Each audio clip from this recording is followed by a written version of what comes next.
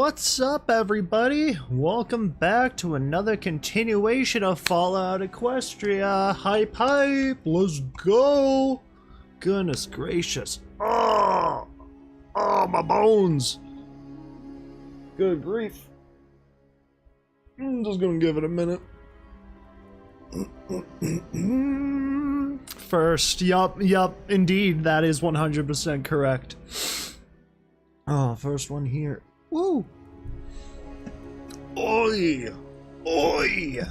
Oh my goodness, what's up? What's up, folks? I have no clue what I was gonna say, so I said I think I was gonna say folks and pokes or something, like, I don't know, like, English is weird sometimes. What's up, everyone? What's shaking? What's shaking, my bacons?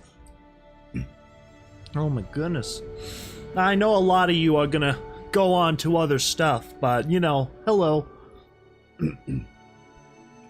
hello. We're just gonna give it a minute here before we start reading this chapter. This chapter is going to be the longest chapter I will have read. You all are noticed in my eyes. I see every single one of you.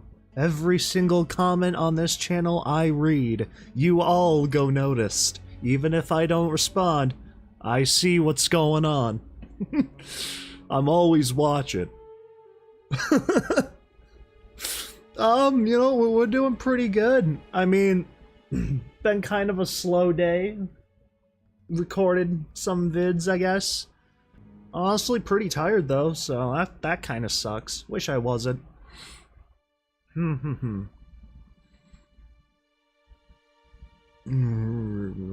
What? A curious question for you. How many have read this story? Or know anything about it, minus what I've done?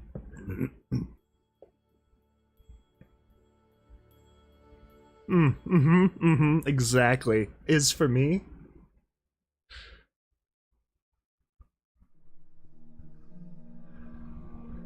Yeah.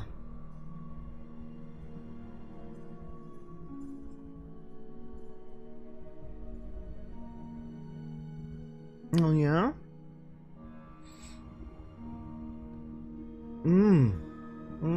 Oh, I look forward to it. Is this everyone? Did we thin out all the people that just wanted to say hi and then disappear? Usually when it comes to these, I like to give people a minute before I throw everyone into the fire. Oh, that's not good. We can't have that. Alright, well, let's see. I'll try to give everyone a little brief rundown here of what happened last chapter. So last chapter, our cast excommunicated a child. Yeah, we met DJ Pone 3, but turns out it's actually just a,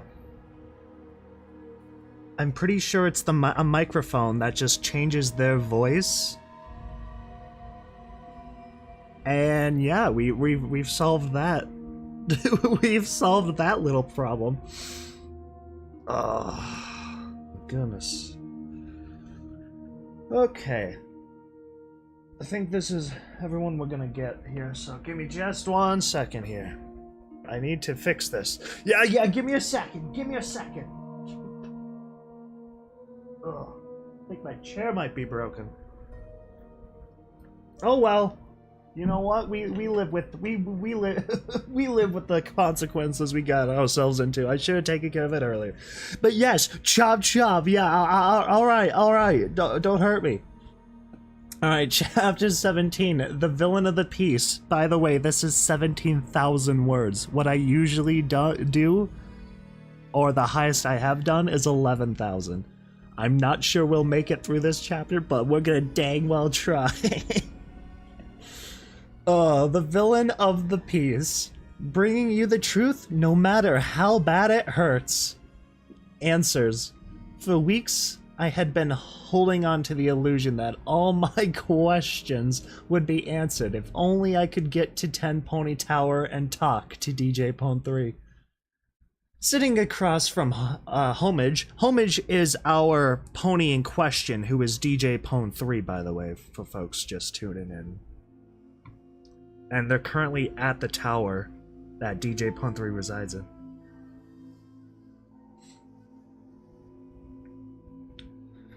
Sitting across from Homage at her tiny table, talking over ice-cold sparkle colas, I found myself wondering how I had convinced myself. For instance, she hadn't been able to tell me anything about Red-Eye.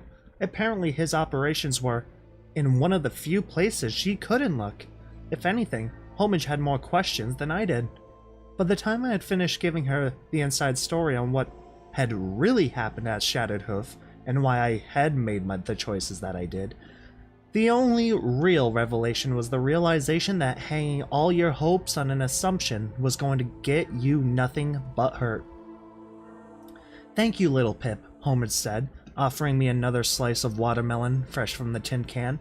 I always tell it to my listeners as accurately as my resources allow me to. You have no idea how grateful I am to have some pony fill in the gaps.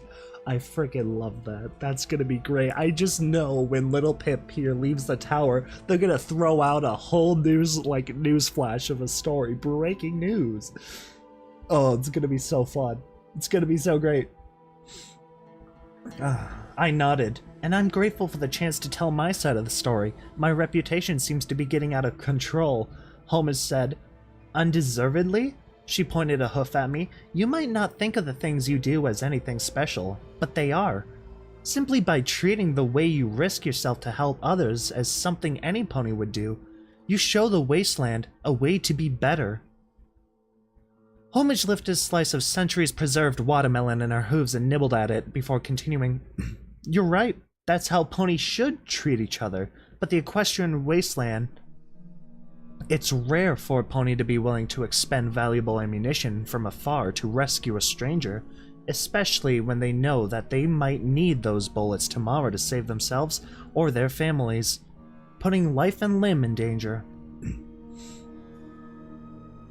Homage shook her head sadly. She had a beautiful mane of short blue hair that fell into the face as she did so. I reached up to brush it out of her eyes so she didn't have to put down her water. Bro, smooth. Dude, that is so suave, dude. Just reaching in there like, you got something out of your eye. Don't worry. I'll get it. I'm afraid the equestrian wasteland has no shortage of Monterey Jacks. Oh, shoot. Oh my gosh, you have no idea. We're only on chapter 17. There is, we're almost considered halfway through the story. What was I gonna say? Monterey Jack. I forgot in the last chapter. I will run you guys through here real quickly. But at the start of this series, when we first started reading this, however long ago, in like the earliest chapters, 1 through 5 or something, even less, I'm guessing, we met a character named Monterey Jack. Monterey Jack was rescued by Little Pip. They were a prisoner, but after they got rescued, Monterey Jack tried to rob Little Pip. I'm not sure what happened, but I suppose Monterey Jack survived technically and made his way here. I guess he's got a family in Crud or whatnot, and they met each other. But so Little Pip's over here like just demanding a guard to like take him away. But they won't because it's he said, she said, whatever, he said whatever garbage like that. For them being considered a thief technically. And then Monterey's Jack is like, you know what? No, I did do that. I did do those things. Not like this idiot was gonna do anything with them. And then the guard is like, well, looks like you're going, you know the price of thievery around here. Execution. It was like, wait, what? Wait, what? Everyone's just like amazed at what just happened. It was like, wow. Wait, I didn't mean to actually get the guy executed. I just wanted him arrested. You know the rules. Sorry, but it's their word against yours. That's just how the cookie crumbled. And I just wanted to say that real quickly. So that's who Monterey Jack is. You know, something about faces a crippling lack of little pips. I just thought that was funny, so I just wanted to share that. Why would he do that? I paced in frustration. The mention of Monterey Jack had derailed the previous conversation. I just don't understand it. Homage was surprised at my agitation. Pride would be my guess. From what you've said, he doesn't really seem sorry about what he did. It's a stupid law, I asserted with a stomp of my hoof. Homage didn't seem to agree. 10 Pony Tower has extremely strict laws regarding anything that falls under raider activity to act as a deterrent. Try to remember, we're stuck between the raiders of Shattered Hoof and the slavers of Philadelphia Crater. 10 Pony doesn't want to keep undesirables out. They want to send a clear message to any pony from either group that might think of setting hoof near this place. Damn it, I hated to admit it, but that made sense. What still didn't make sense to me was why Monterey Jack had confessed, the hope that Monterey Jack would be set free because he hadn't been a successful bandit wilted. I stopped and looked to Homage. He had to have known about... I felt unsure, like I was grasping at straws, and worse, I felt responsible. As Homage had pointed out early in the conversation, Monterey Jack was the one who tried to rob me, and he was the one who made the damning confession. As far as she saw, I had no reason to feel guilty, but that didn't change how I felt.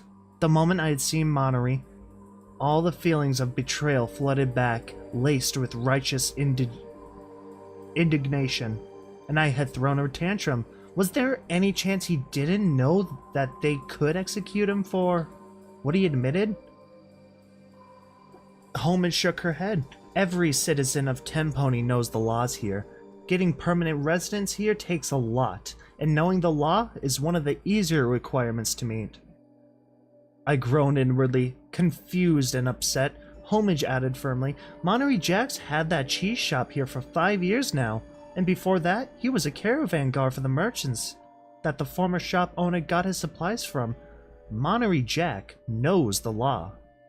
Damn it. Well, the wasteland's a wasteland for a reason, you know, I'm just saying. Homage and I walked together through Twilight Sparkle's Athenaeum? Whatever, one of them. Every wall was covered with shelves, save for a couple reading nooks and 3 large vaulted windows that allowed cloud-grade noonday light to spill into the library. Each shelf was filled with tomes, manuals, novels, and collected volumes of written works. Every pillar was ringed with more books. There was a large table in the center standing not on legs, but a ring of bookshelves. Each chair had spaces under the armrests filled with even more books. Under the windows was a bed with neither books nor shelves, one of the scattered pieces of furniture, along with a table, refrigerator, chairs, and an old phonograph that told me that this was where Homage had made her home. Okay. Oh gosh, I just explained it. How to make this quick? Little Pit meets DJ Pone 3. Monterey Jack confused to being or trying to steal from somebody, aka Little Pip,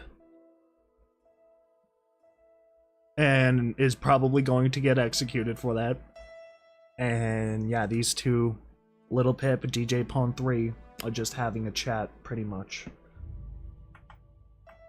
Besides that, not much. Not much in this session anyways, we pretty much just started. That's a lot of books.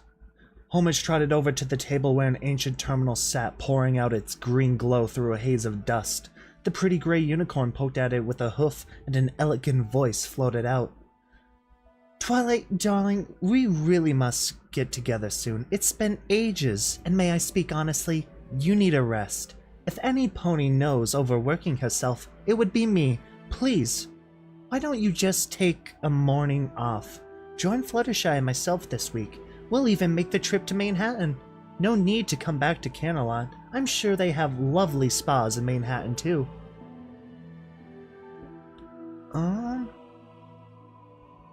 Yeah, we just got to the towers in the last stream, pretty much. And they talked for a little bit.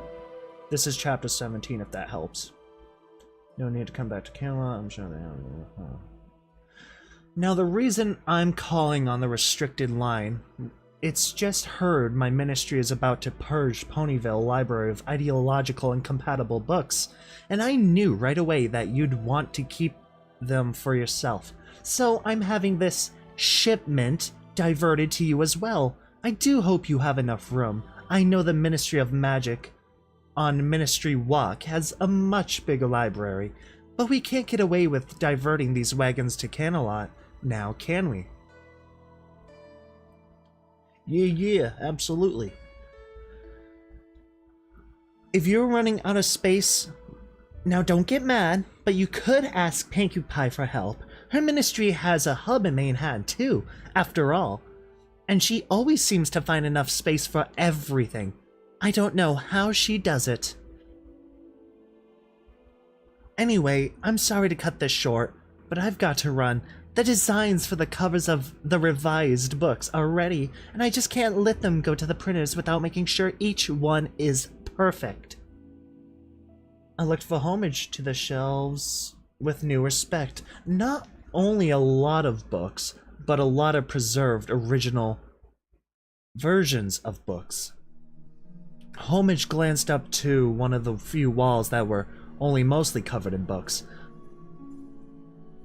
Above the bookshelf was a framed painting depicting a panoramic view of a desolate valley of dirt and rocks, and sitting on the shelf was a small clock of wood and brass.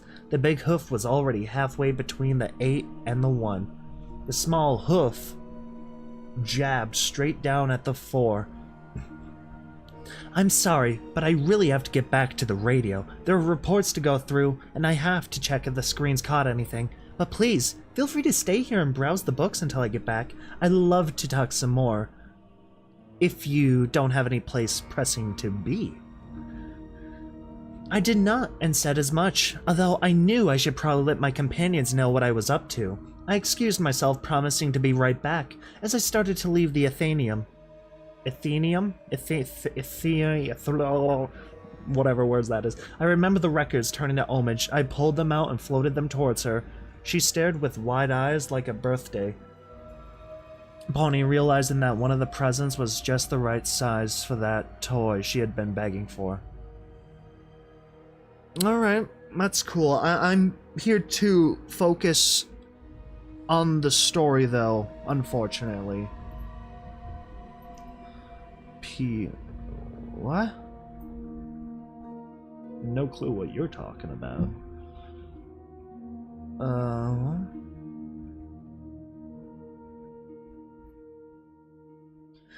Found these in one of the stables, I said, trying not to break into a huge grin at her expression. I thought you might find a good use for them. She bounced up and down, letting out a squeak of delight. For the first time since the cheese shop, I felt happy with myself. Homage's horn glowed as she took possession of the records. You have no idea how much this means. Not just to me, but to Equestria.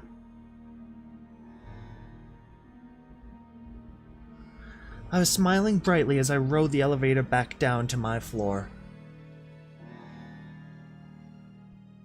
I was still feeling happy as I trotted up to the door of our suite, but the voices inside stopped me cold.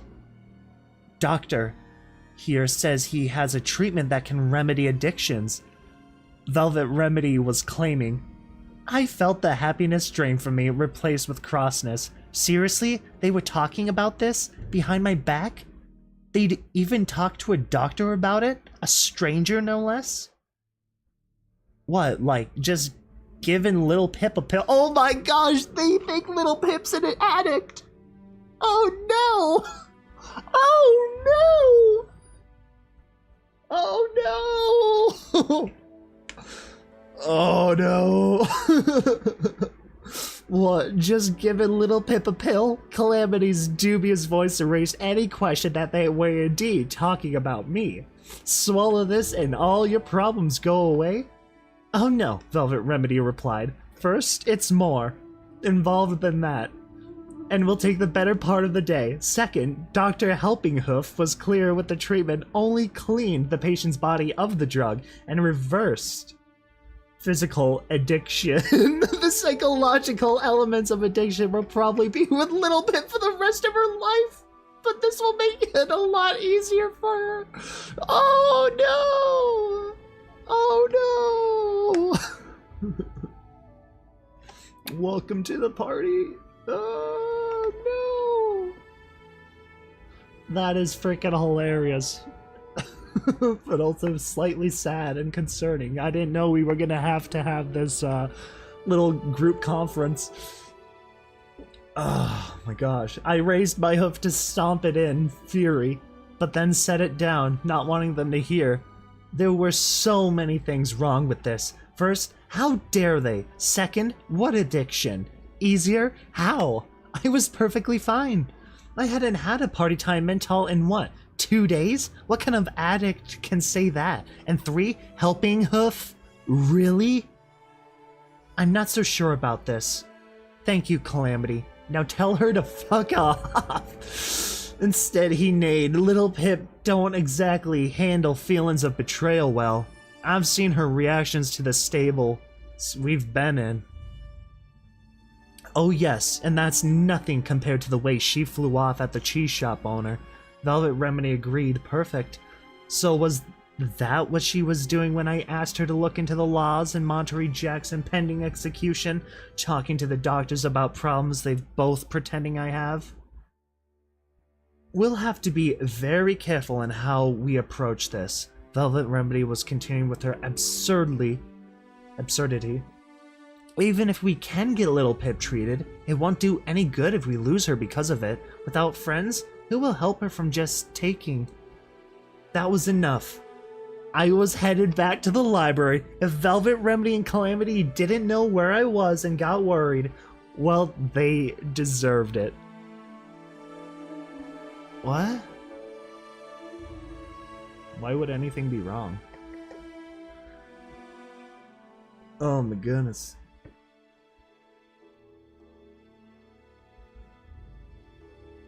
Gulp, gulp, water break.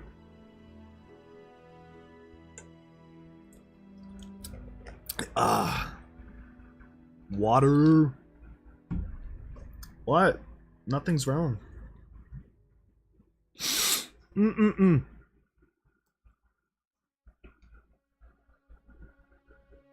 Okay. Man, the more I think about it, I swear whoever... The Red-Eye character... Dihydrate, that's true. I think the Red-Eye person is... I don't want to say... gives me Enclave energy, but they definitely give me Enclave energy. Just given their ability to just go through every single Eyebot that exists, pretty much, that concerns me a little bit. Homage was a gracious... Also, honestly, Calamity and Velvet, they're being real scumbags right now, honestly. The way they're just trash-talking behind them.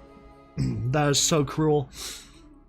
Homage was a gracious hostess, which I was especially grateful for since I had no urge to see Velvet Remedy or Calamity anytime soon. The pretty gray unicorn helped me find a few books I was interested, then left me to read as she disappeared up into the broadcast station. For the next few hours, I pored over the original editions of The Big Book of Arcane Sciences and Today's Locksmith. doing comparative readings with the copies I already owned, making notes and learning quite a lot about both subjects. Apparently, making books ideologically compatible also involved removing the source of advanced information that could inspire troublemakers. I smiled a little, realizing that the cutie mark questing activities of my youth would have definitely— ooh, what the heck? Yo folks, I found a bug. I think I got it. Ew, that's disgusting. Guys, I got a bug. I killed a bug. The game is now more playable. That's disgusting.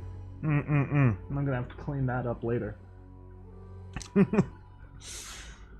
Oh god, where was I? Hate bugs. Left me to troublemaker category.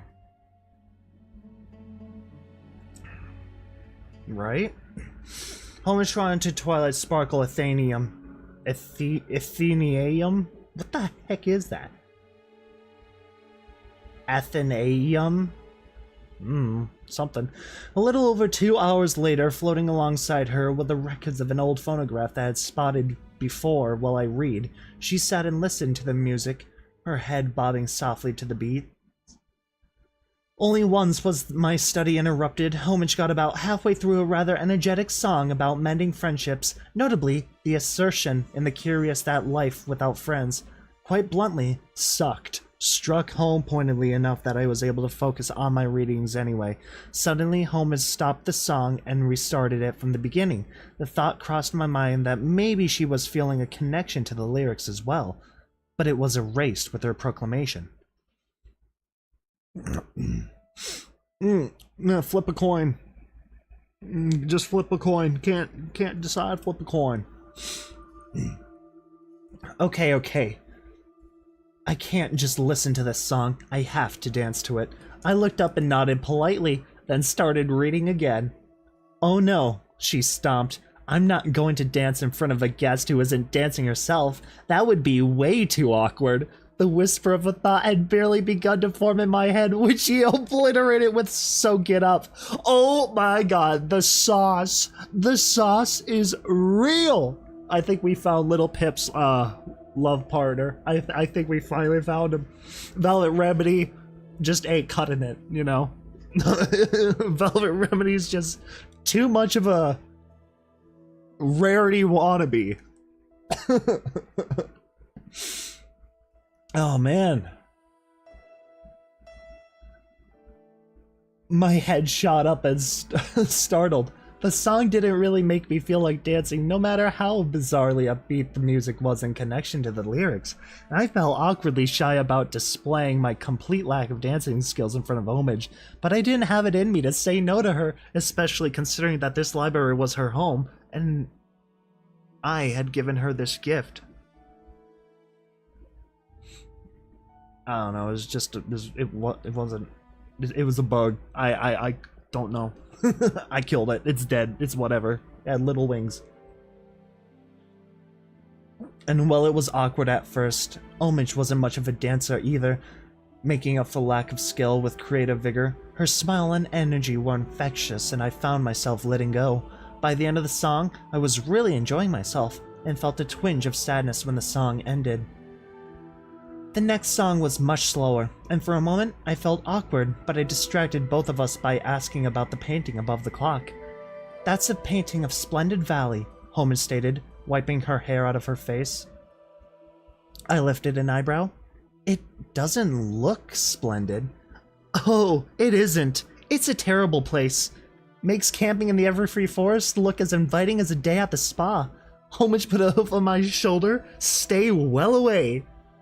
Splendid Valley. What a name. That's absolutely hilarious.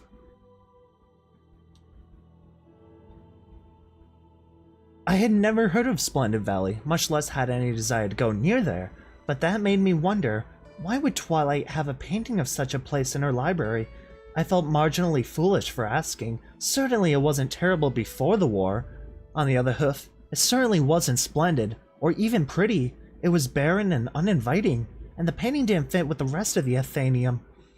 neither in palate nor in mood. It was like an unwanted visitor. There's a Ministry of Magic facility out there, Homage answered. Not a hub like this, Homage clarified. There's a huge network of caves and caverns under Splendid Valley. Early after the Ministry inception of the MAS cleared the natives out of those caverns and set up a gem mining operation out there. After they had cleaned the Valley of Gems, they started using the empty caverns as disposal site for some of the byproducts of the Ministry's magical experiments. I really think we should now go to Splendid Valley. I want to see what Splendid Valley is like. I'm curious. Is it like the equivalent of the Glowing Sea? Because that's kind of what I'm thinking. My mind conjured up images of monsters and grotesqueries, I guess. Homage seemed to sense the direction of my imagination and kindly redirected it. Barrels full of weird magical toxins. In the last months of the war, the Ministry of Magic was apparently retooling the facility for something else, but I don't think they ever finished. Splendid Valley was the center of the second mega spell hit. Most ponies, well, those who bother to learn about history at all, believe that Manhattan was the second, but Splendid Valley was hit minutes before. I made a note to avoid weird magical toxins and megaspell radiation probably did not mix well. Nah, dude, they mix so well, dude. They mix so nicely. That's why we have magical toxin, because it just mixes just right. Also, by the way, this little green bar up here, this little... Maybe folks can't see it. Not sure. I don't know. But at the top of the page... Oh, that's not it. Go back down. Down, you beast. Go! Shoo! Get off my screen! Go! Go! There you go. This little green bar up here... Oh, nope. Nuh-uh. That bar. It kind of scrolls across as we read. And that way you can kind of tell where you're at in the chapter. Because eventually it's going to be way over here.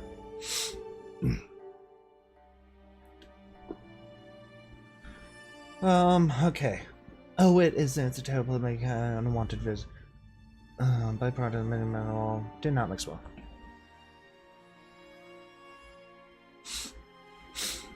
The afternoon was bleeding into evening. Homage had returned to the broadcast station to take the guise of DJ Pawn 3. This time I followed, watching her transform both in voice and mannerisms as she stepped to the mic. And it's time for another DJ Pawn 3 Pony Survival Tip. Today I want to talk to you about two of the biggest threats you might stumble across in the Equestrian Wasteland. No, not Ratigators, Bloodwings, or even Hellhounds. No children. Today, I want to talk to you about their mothers. That's right, pull up a chair because it's time for DJ Pawn 3 to talk to you about the dangers of radiation and taint. There was something amazing about watching this equally little unicorn pony become the voice of the Equestrian Wasteland. Climbing. Yuck. It wasn't on my screen, it was on the monitor stand though.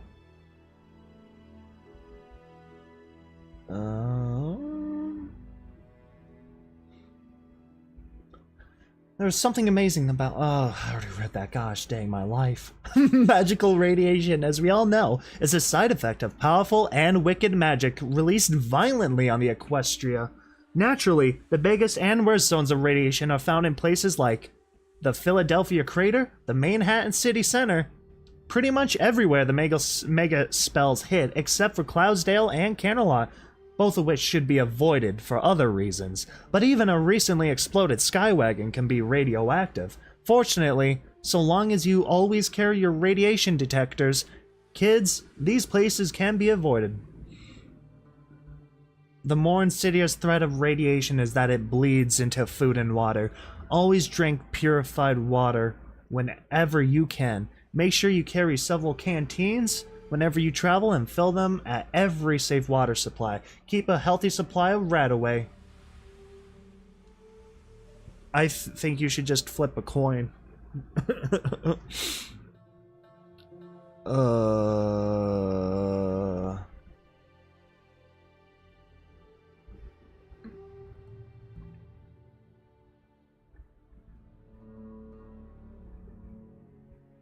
I'm not even sure. Let's see. I can flip a coin. Hold on. I'm gonna go I'm gonna go grab a coin.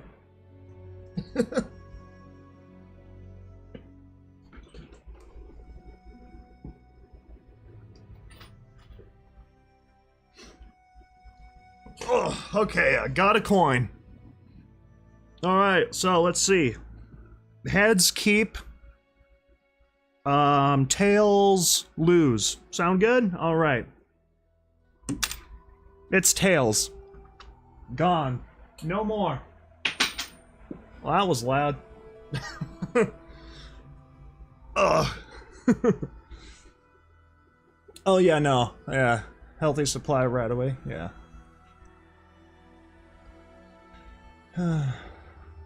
Most of this I already knew thanks to the Wasteland Survival Guide, so I was only half listening. I had to admit that despite Monterey Jack and the stupidity of my friends, this had been one of the better days of my life. But it was getting late, and my anger towards Velvet and Calamity was still very present, had dulled around the edges. It was time to return to them. Honestly, I don't know how I would feel about them either, just talking behind your back like that.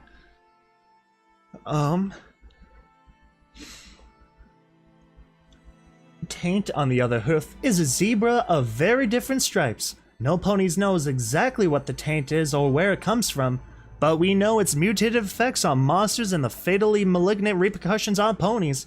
Remember folks, taint don't care what you're wearing, no protective suit keeps it out, and there's no cure. Only way to safely tell if a place is tainted is by reputation. Discover one by any other means. It's probably too late. Sounded to me like the best way to hide something was to stick it in a cave and hang a sign saying danger, taint outside. And in the news, one of the smaller settlements in the Manhattan ruins, Gutterville, has gone silent. If any pony is traveling through that way, please pop a head in and see what's going on. Then let your old pal DJ Pone 3 know. Eventually, DJ Pone 3 wrapped up the news with a special announcement. Now, I know what all of you are actually wondering. What about the equestrian heroine from Stable 2? What's she up to? I winced, giving Homage a pretty look, but asking her to tone it down when she was being DJ Pone 3 was like asking Steel Hooves to take off his armor. It just wasn't going to happen. Well, I've got incredible news. The Stable Dweller loves you. That's right. All of you. And you know how I know? I was cringing now. Because she sent a little toaster repair pony to me with a special delivery. Starting tomorrow, there will be some new songs added to our broadcast. So keep yourselves tuned in, faithful listeners, because you don't want to be the last pony around to have heard the discs I'll be spinning for you tomorrow. And now, once again, it's Sapphire Shores singing That the Sun Can't Hide Forever. Oh my god, that was... Dude, DJ Pone 3 is suave, bro. They are a smooth criminal. The glow of DJ Pone 3's horn faded, and once again I was in the room with Homage, laying it on a little thick. Laying it on a little thick, aren't you? Homage smiled brightly. Just telling the truth, like I always do. I laughed. Well, except for the whole secret identity gimmick. Homage fixed me with a serious look. Do you think the stuck-up ponies of Ten Pony Tower like the idea of having a ghoul sympathizer living in their tower, much less broadcasting from it? If they knew who I was, then I wouldn't have the freedom to tell it like it is. In fact, they would probably ban me from the tower altogether. Sometimes, she said, being honest means knowing when not to be. That is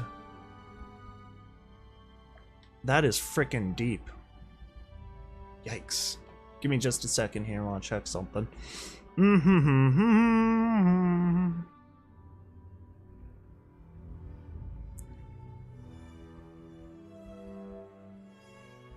Just give me a second. Give me just a second here.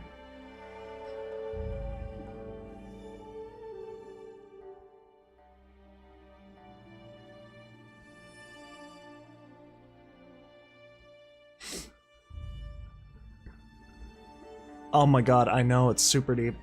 Okay.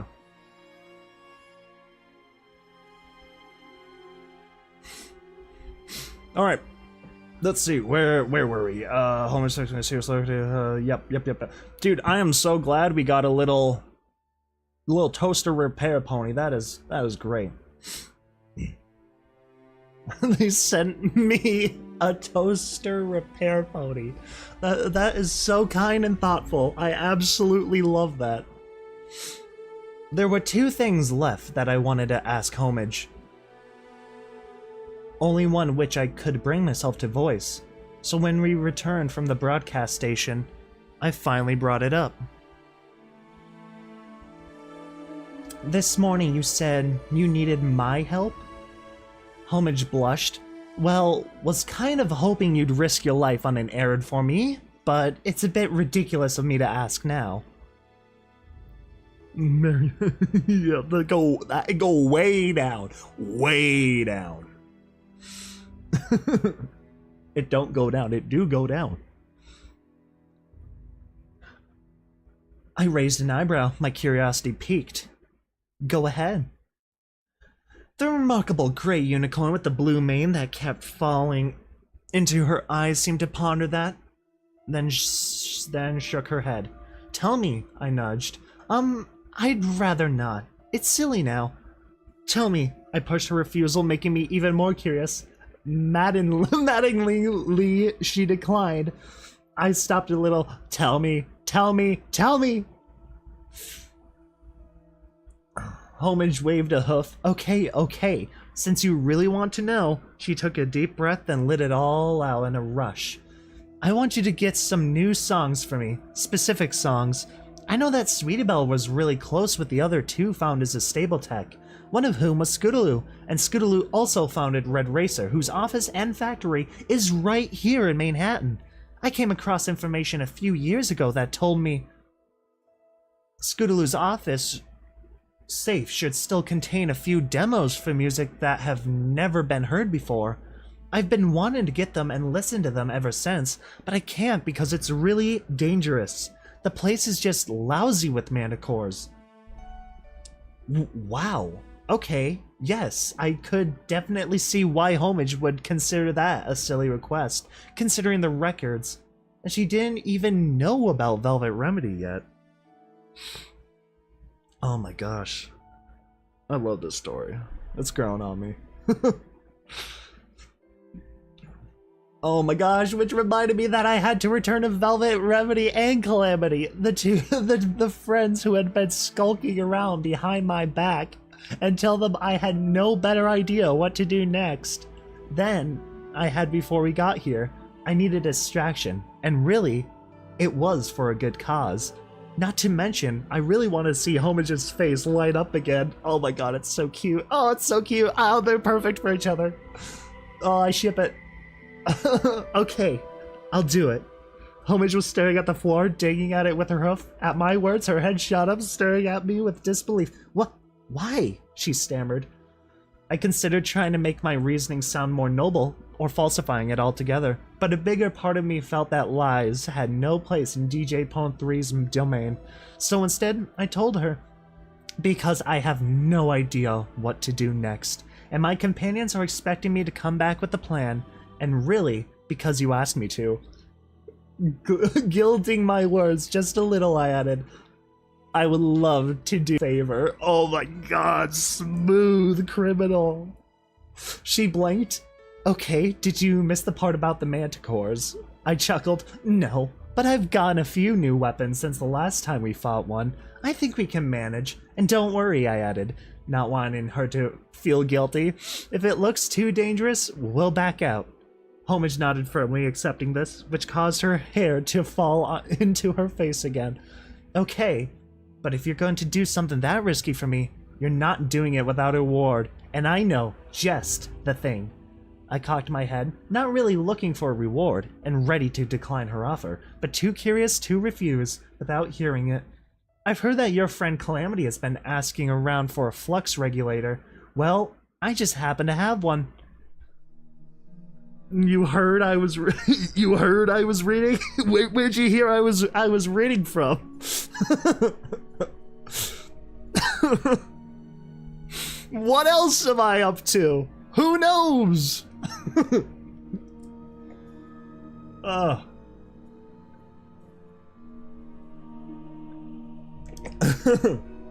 It's okay. I get it.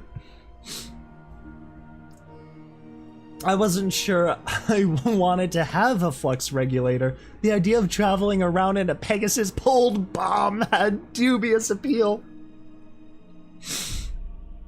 Before returning to my companions, I made one other stop. I suspected Velvet Remedy had been less than diligent in preserving the situation with Monterey Jack, considering she'd been seeing doctors about me instead. But I knew I should give her the benefit of the doubt, and from what I had learned myself, Velvet Remedy may have hit a well very early. I know, it's a little ridiculous. It's several days after.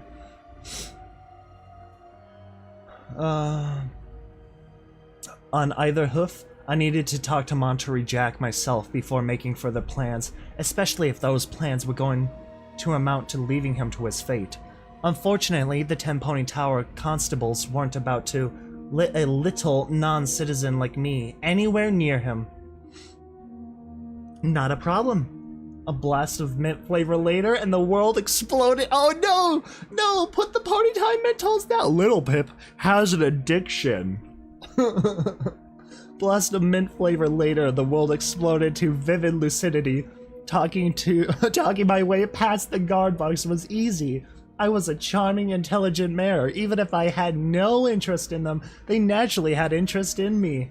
I was even able to talk one of them into giving me his pencil and clipboard, which was great, because now that my mind was freed from its natural sluggishness, I was having ideas. Oh my god, that's freaking awesome. The flux regulator was going to be an astounding benefit. After finishing up business at 10 Pony Tower, we would go back and fix up the Sky Bandit. Maybe take a trip back home to Junction R7 for a little equipment maintenance and inventory housekeeping. Then we should be able to go straight to Philadelphia, bypassing all the dangers along the way. What do you want? The sour voice of Monterey Jack cut through my preoccupation with my party time enhanced brilliance. I looked up to find him standing in a bed of moldy hay at the back of iron-barred cell. I refocused on where I was and why I was here. Staring at the unpleasant beige stallion, I cut to the chase. Why in Celestia's name did you admit what you'd done? You know you'd be jailed and probably killed for it. Hello! Hello. Welcome to the reading. Monterey Jack fixed me with a cool stare, and finally, as if speaking to a child, because the equestrian wasteland demands sacrifices. You haven't been out here long enough to get that. He looked me over. But I'm guessing you've started to. In Little Philly you were just 3 weeks ago, are you? You've killed, and not just monsters, you've killed other ponies. Tell me, when you stepped out of that stable, were you a killer? I stepped back, shocked. I had no idea what this had to do with anything, but I knew what he was saying. I saw it in the way Velvet Remedy looked at me, like I was a flank deep in blood, the way I saw myself in dark times and bad dreams. I know you've looted corpses. How about stealing from raiders or other ponies who are so bad? Who the wastelands made so twisted and mean that it's easy to justify pretty much anything you do to them? How about stealing from those who it is harder to justify taking from? Or is it just easy now to take from every pony? Monterey Jack's words stirred up memories of breaking into Silverbell's barn. You betrayed any pony yet? Left on any pony to die, just to save your own skin? Killed innocent yet, because it was the only way to protect you and your own? He stared at me, reading the revulsion in my eyes. No? How about lesser things? Ever just walked away? My mind flashed to the blue pony being chased down by her... Oh god, I don't want to read that, but that didn't count. We saved her life. Calamity had even brought her healing potions. It wasn't as if we just led her to her fate. We helped. And then we left her. Yeah, there's Very sensitive topics in this story, folks. Just a little warning. And we left her. Valeria realized PTM-laced insight would never have let us walk away without seeing the girl safely home. She had not been traumatized by the side calamities, slaying the girl. Yep, that's right. That's the reference to the killing of the child. But why didn't Slash insist that? What was wrong with me? Monterey Jack was waiting. The only response I managed was a nod. I wasn't nodding to any of his questions specifically, but that I followed what he was saying. The equestrian wasteland demands sacrifice, and it makes you whittle away bits of yourself until you can't recognize you anymore. So you find a virtue. You find something in yourself that you believe in, that you do not compromise, ever.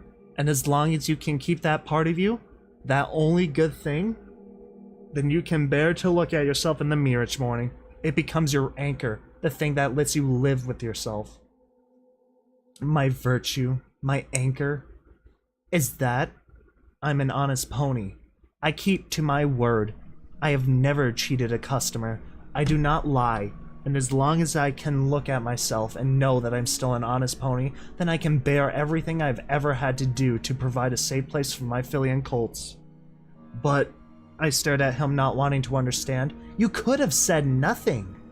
He glared. For how long? I come back and you're all over the damn radio. My children listen every day for news of your Celestia damned heroism.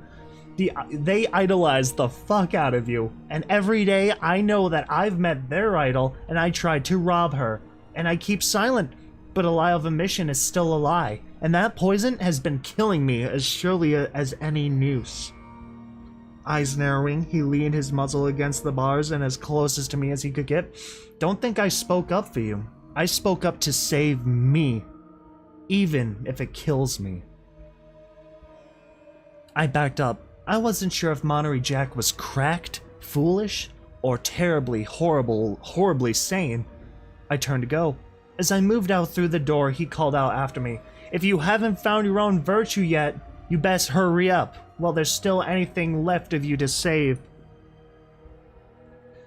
Wow, that's deep. Unfortunately, he talks like a complete lunatic that I absolutely do not understand, so we're good. He's like a Hannibal Lecter. Oh, my nose is itchy. Ah! I hate that. I hate it when my nose is itchy. I want my nose to be opposite of itch, itch, itch, itch, scratch, scratch.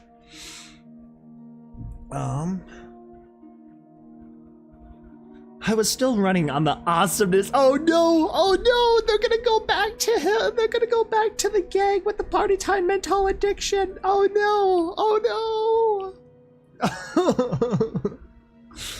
I was still running on the awesomeness of party time mentals when I finally returned to the others, so convincing them to join me in a hunt for music had been a breeze. I had been concerned about a confrontation, but when I arrived, Velvet Remedy was lost in the Fluttershy orb, giving me a chance to talk to the others first.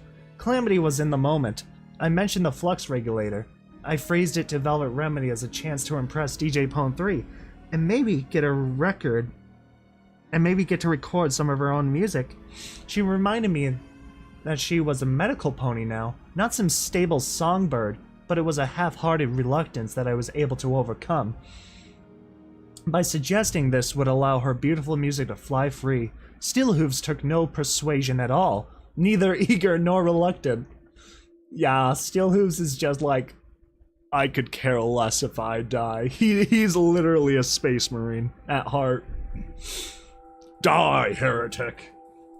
The Red Racer factory was nowhere near either the Luna or Celestial lines, so within half an hour, we were walking through the urban blight of the Manhattan ruins. The crash from the Mintals was worse than before, and the only thing that kept me from chomping another one was a promise to myself that I would, the moment we got to Red Racer. I couldn't fight like this, stupid and half blind. I needed that edge. And if I took another one now, I ran the risk of crashing in the middle of combat. I couldn't risk that. I dropped back to walk alongside Steelhooves, noticing how Calamity and Velvet Remedy unconsciously changed their paces to put distance between each other. I rolled my eyes. They were bad enough before depression was setting in, and their stupid silent fight wasn't helping. So why are you still with us? I asked Steelhooves, in which I hoped was not blunt or discouraging tone. You escorted us to 10 Pony Tower already. Do you want me to leave? The deep voice spoke from within the Steel Ranger's armor. I waved a hoof. No, I didn't say that. I like to know why a pony like yourself would continue to travel with me. Maybe I have nothing better to do. I stared ahead, not believing that at all. Why would he lie, though? It seemed like all my companions were on the edge of turning on me. Was I being paranoid? Or was Steelhooves a threat? Buried in dark contemplation, I didn't notice that the others ahead of me had stopped. I bumped into Calamity's backside, scraping his barding with my horn. Hey, why? I started to ask, annoyed, but the words fell away from my mouth. My eyes were drawn to a large poster on a freestanding crumbled wall. The poster was of a fully encased in sleek black armor. The armor looked fearsome, almost insectoid. The battle saddle looked like an onyx carapace with 2 antennae jutting out, tips crackling with a magical green energy like Steelhooves. Even the Pegasus tail was protected by segmented armor, but unlike Steel Ranger armor, this tail also served as a weapon, ending in a vicious glowing spike. I felt I was seeing a nightmare version of Steel Ranger armor. Beneath the Pegasus who hovered it in the most threatening stance were scattered zebras, dead or fleeing. Bro, is that the Enclave I see? Is that the Enclave? Hi, welcome to the party. Oh my gosh, I have been waiting for this moment for the longest time. Oh my god, finally we get the Enclave. Fear not, Equestria, we will save you. Calamity finally nickered, scoffing. That's right, one day the Grand Pegasus Enclave will come swooping down out of the skies to rescue all y'all little ponies, maybe after they're done with their naps. Oh my god. Oh, I kind of had a theory that that was going to be the case. Oh god, yes! Yes! Yes! He leaned close and whispered loudly, "Don't hold your breath. Never gonna happen." Calamity? The Remedy began, seeming to forget she was mad at him. Turning away from the poster in disgust, he began trotting off. Lazy, arrogant. It's like they took the greatest of us, stripped away everything 'twas good and admirable, till they were left with nothing. But their flaws, and decided, hey, let's go with that. I think we're being followed, Steelhooves announced as we passed through a broken courtyard, approaching a towering building black and half-eaten by the apocalyptic blast. I was staring on my Pip-Buck's auto-mapping spell. The Red Racer factory should be directly in front of us. At the Steel Ranger's words, I turned around, eyes moving to my EFS compass, more confident in it than my own eyesight in the waning light.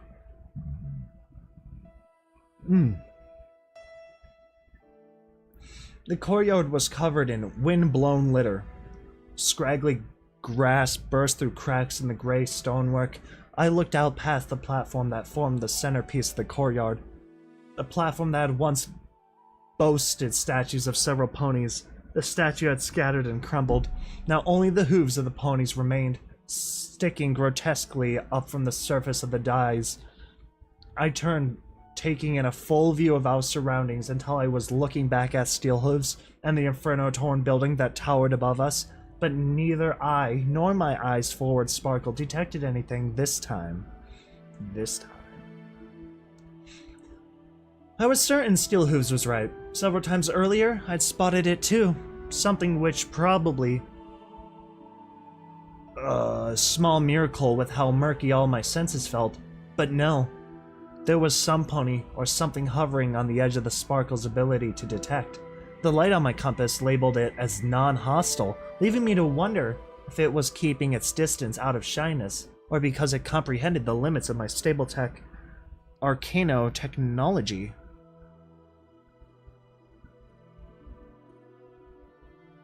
Yeah, same. I thought it was the same thing. Itch. I freaking hate it. My nose is so freaking itchy. Ah.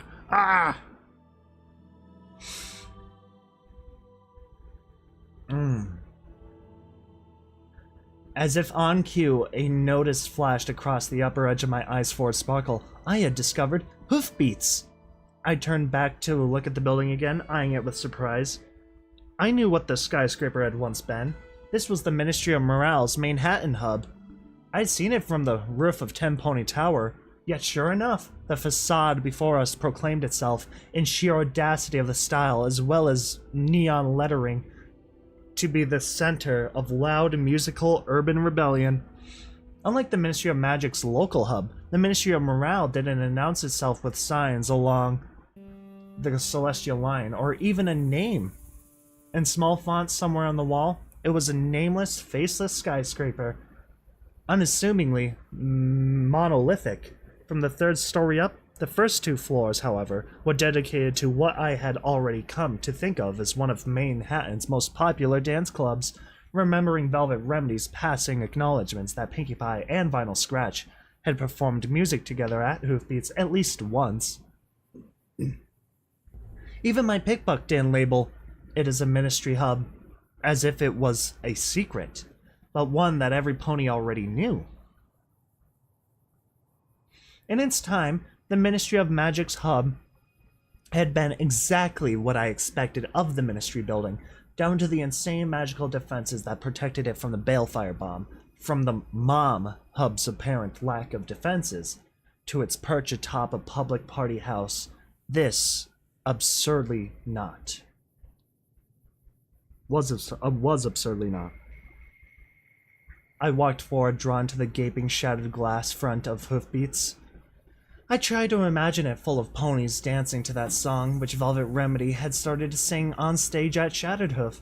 As I trotted past Calamity and Velvet, a red light appeared on my EFS, and then a second, and a third. I stopped, waving for them to hold back. Crouching down, I moved along the front of Hoofbeats until I reached the corner, where the sidewalk was littered with the burnt metal husks of magazine vendors. Yeah, man, those magazine vendors, they'll get you. Several more dots appeared as we peeked cautiously around the corner. Did you miss the part about the manticores? Uh-oh. Drink break.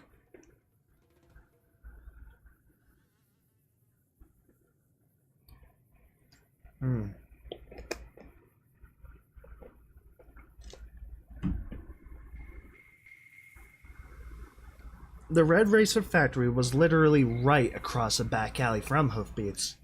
The red and orange bulk of manticores roamed all over the facility. I watched as several took off from a terrace 12 stories up and began to circle the building before one by one landing on new perches. There were two of them in the back alley, alone. One had its back to me, its tail inches from my muzzle. The other was digging through a trash bin further down.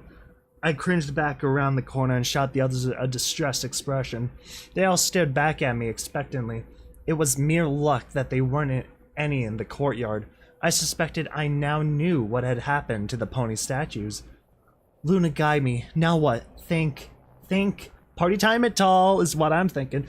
What I needed was another party time Mental. I was sure that just a chew, the burst of reasoning and perception would solve the problem. But after the behavior of my companions, I couldn't risk them seeing me take another. They wouldn't understand. The power, the clarity. Oh my god, dude. Give me a mental. I want to try it. They sound so freaking good. I turned to...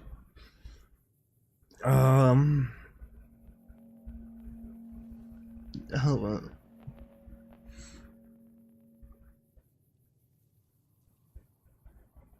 I don't really drink tea.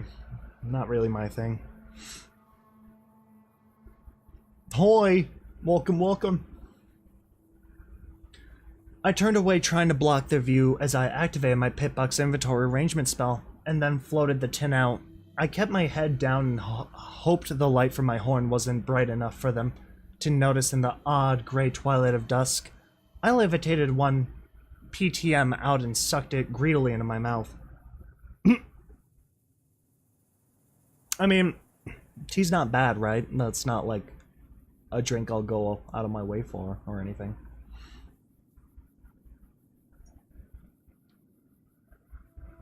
As expected, the taste was delicious, and I had no more than swallowed, slipping the tin away. When the gray film was pulled from my eyes and the world was much brighter and better, I took another peek around the corner, even more cautiously this time. The manticore had not seemed to move. Even its tail was almost the same position. His companion dropped down from the trash bin and wandered over to the next. I looked up into the sky. I was smart enough to handle 2 manticores, no problem. But even like this, I couldn't possibly handle the whole herd. I had considered having Calamity fly us up to one of the ledges, but the manticores could fly too. They were heavy, lumbering creatures and never seemed to fly very high. But my eye caught something red in the sky above, something that wasn't a manticore. Not at all. Red Racer was other things. Scooters. It was, from what I could tell, best known for its little red scooters, and clearly Red Racer was quite proud of them, for the factory had once been adorned by a gigantic red scooter over 10 yards long. Holy cow, that is quite the scooter. The giant symbolic scooter was no longer perched on its rooftop scaffolding. The scaffolding had rusted and collapsed. The scooter had fallen and gotten wedged between the Ministry of Morale and the Red Racer factory, about 15 stories up, creating a bridge.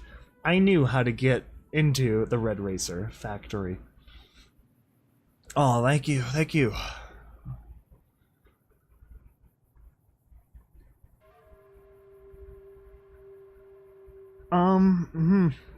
Like specific types of tea, or... I mean, I think it's not necessarily my voice, I'd say. I would say it's like just frickin' snot going down my throat. Like, cause allergies and crud. Like post-nasal drip. So I cough a lot as a result of that. It's very annoying. You really are crazy, Steelhooves finally commented after hearing the plan. Velvet Remedy was giving me looks as if staring at me hard enough would explain to her the change in my mood. Muckus, yup.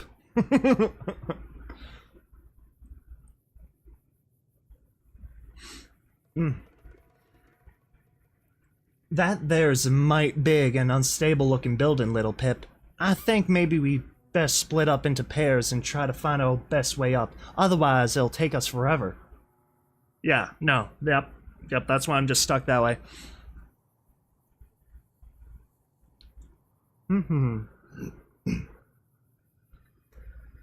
I agreed. Not only did I want to move swiftly so that my PTM wouldn't wear off before we got up and across, I really didn't think the floors in that building should be stressed with the weight of more than 2 of us at a time, especially when one of those was Steelhooves.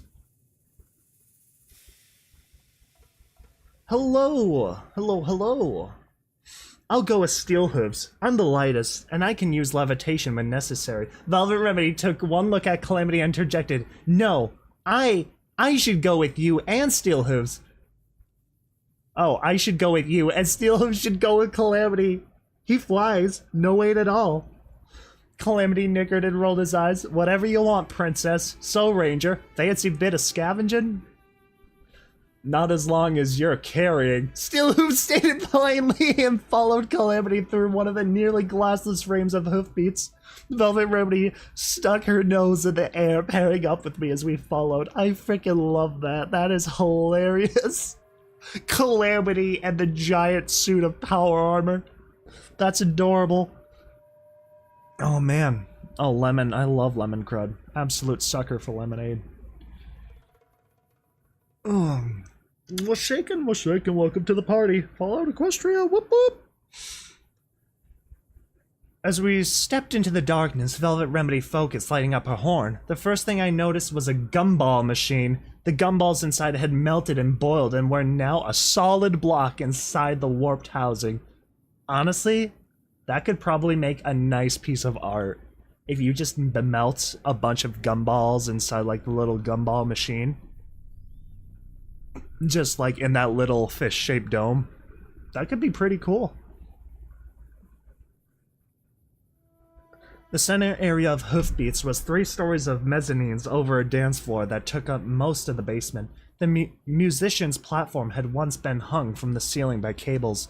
Now it lay at a wild tilt, one end smashing through the dance floor like a ship beginning to sink. Is it bad that I'm jealous of this place and the ponies who got to perform here? Velvet Remedy asked me as we passed under rows of hanging speakers, each larger than a full-grown stallion. Or that I feel so upset to see it destroyed like this. I shook my head. Just because your dream is to be a medical pony doesn't mean you didn't love singing any less. Somehow, I just knew the words were right. It must have been the insight and soul so gracious that Party Time Mentals granted a pony, for I wasn't sure I could have understood what was bothering her on my own. You're not cheating on your dreams or your freedom to sing. Velvet Remedy paused, then whinnied, smiling. Thank you, little Pip. I smiled back, sidestepping a charred skeleton, then stopped, looking at it. Unlike the streets outside, where the ponies were vaporized in a flash, the ones in here were burned alive. I winced, trying not to imagine rushing flames tearing through the dance club, a flood of fire. I realized that the Ministry of Morale Hub must have protections of its own, but just not as magically strong as those around the ministry run by Twilight Sparkle. They must have held just for a moment, probably only for an eye blink before they failed. The inferno that consumed this place was no less final of Holocaust. Oh yeah, dude. Orange juice slaps so good.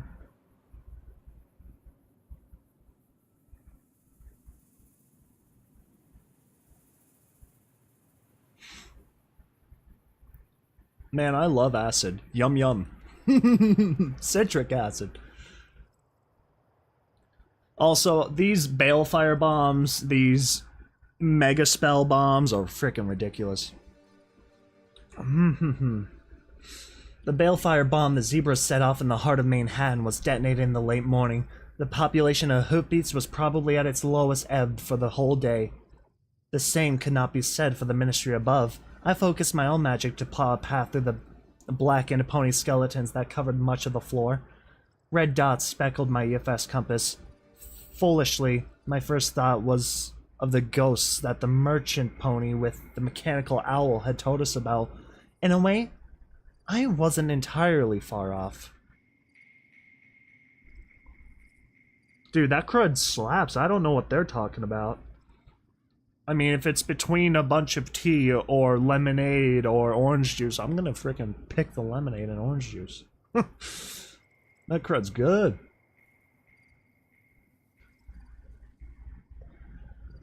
Who?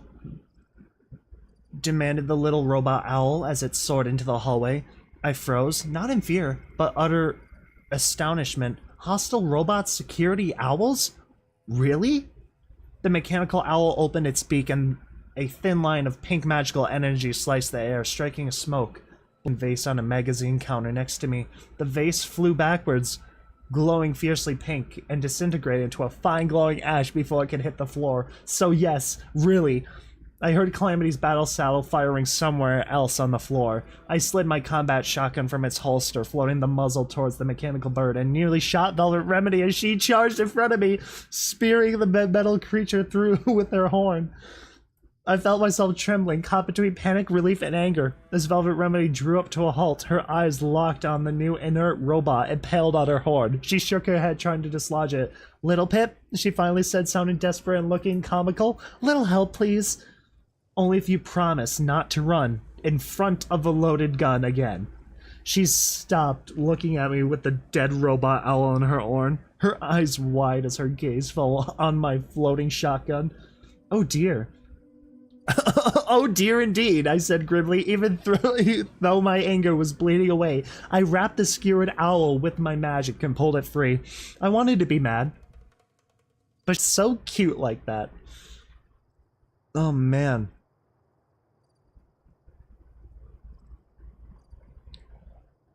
I wonder if mint. I wonder if that would be good, you know? Is mint good? Would mint tea be something good? I don't see. I don't make tea, right? I'm talking about crud you get like from a bottle. I know you're probably thinking about crud you like throw in the microwave and like actually make yourself, or like in a pot or something. Nah, that I ain't no cook. I don't do that crud.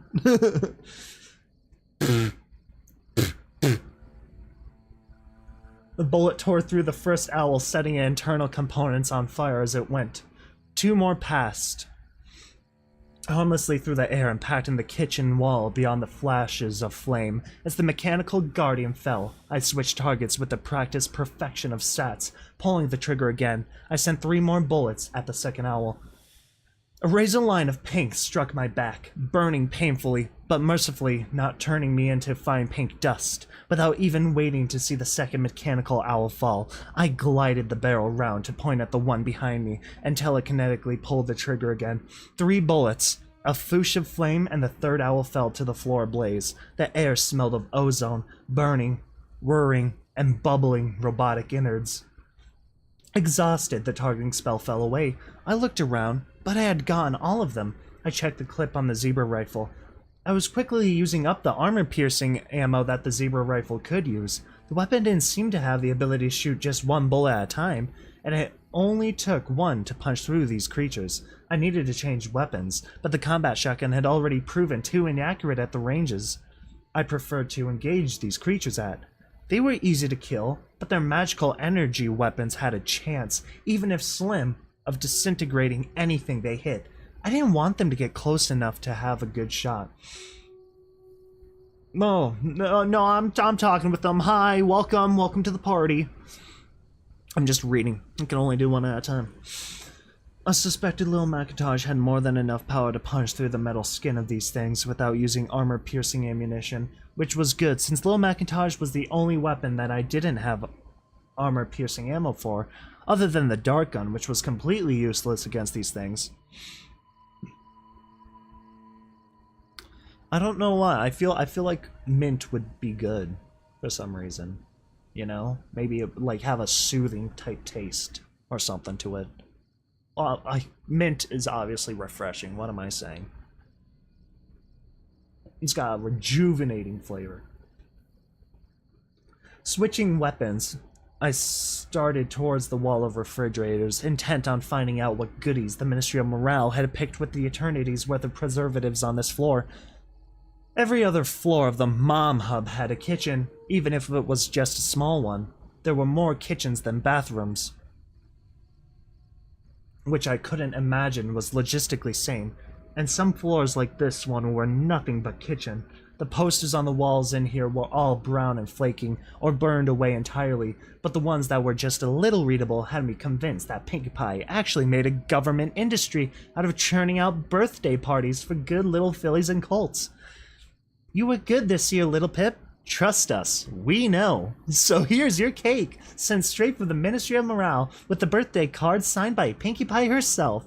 That sounds so freaking adorable. What I imagined was ridiculous and impossible, but I somehow also believed it was actually true. Velvet Remedy stopped me, insisting on looking at the wound on my back before letting me move another yard, so I sat onto my haunches and stared longingly at the first refrigerator door. You and Calamity, Velvet Remedy tutted. When I dreamed of being a medical pony, it was to spend my life helping ponies. Multiple, not just 2, over and over again. You could always just let me ow. I flinched as she pressed something that stung onto the bird before pouring a pleasantly cool gel over it. There, it will be good as new in no time, little Pink. Maybe it will... Maybe... I'm really slurring. Maybe. And it may take a few days for your coat to grow back, but it won't scar. Not like the line left on my neck, she meant. Ah, man. Bro, yeah, that's a good question. That makes me wonder, why tea though? What? Oh yeah, that's why we started talking about tea, because of my vocals. I find earlier in the morning, I have more of that coughing and crud.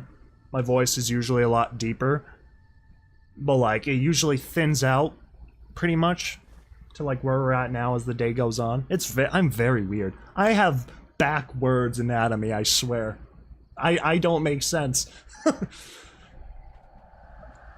And just trying to get him to take a bath is like trying to shove an apple through the eye of a needle.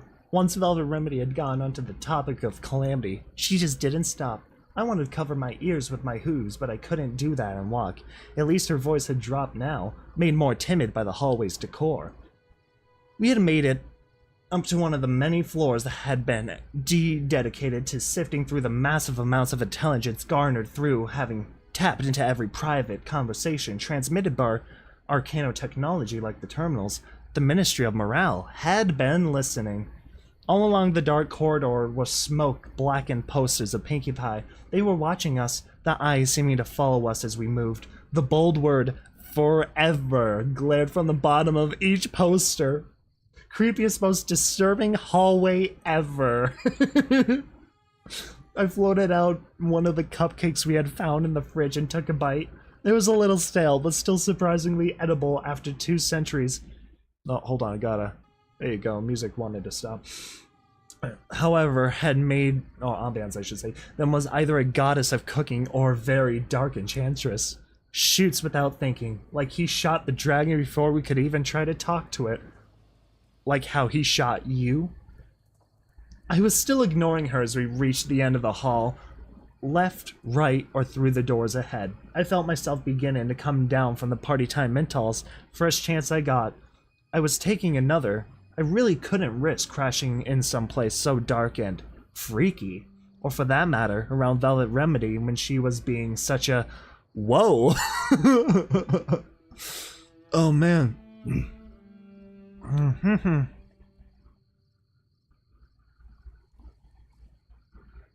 Oh my god, right? The morning deep voice.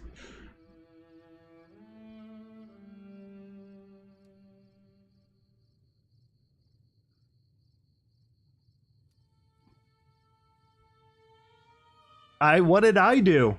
I'm not, I'm just me. I'd pushed open the doors and found myself staring into the sky. An office room 3 times the size of a stable atrium spanned out in front of us, filled with rows and rows of desks with terminals, then dropped away into empty space. The sun was just moving down below the cloud cover, painting the sky an apocalyptic orange. I'd somehow forgotten half the building was gone. For the first time in weeks, I was hit by massive, crippling vertigo. I'd become accustomed to the hugeness of outside, but to have it suddenly and unexpectedly thrown in my face awoke the agoraphobic filly inside me. Carefully, shaking slightly, I closed the door.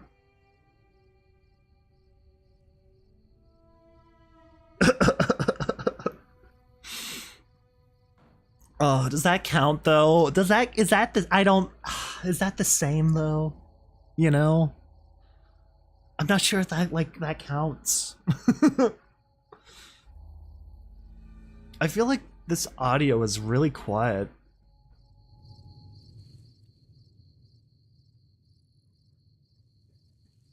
I guess it's just very subtle.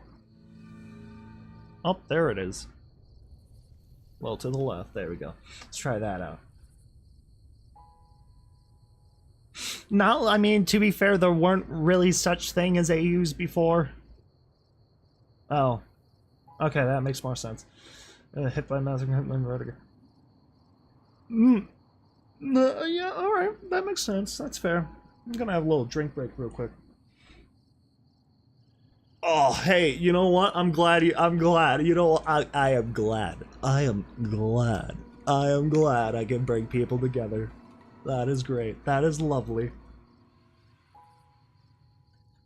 However, downside with the channel lately, I keep getting less and less people who are coming back. It is very tragic. But I shall prevail. Guessing the trend has finally died off. I have never even finished the show. But hey, you know what? I'm glad I could actually like a brute like him. Velvet Remedy stopped for a breath. I thanked Celestia for the moment of quiet, viciously praying that she could send Velvet Remedy's voice on a lunar vacation. By my estimation, we were a floor above where the scooter had gotten caught. Collapsed stairwells had forced us to ascend higher, and now we were looking for a way back down.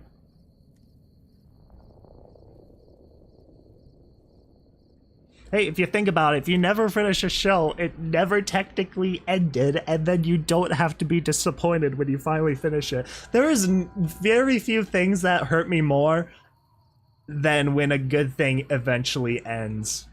You know? It's like when you get into a show, you get really invested into it, and then you get to that last episode, and it's like, God dang.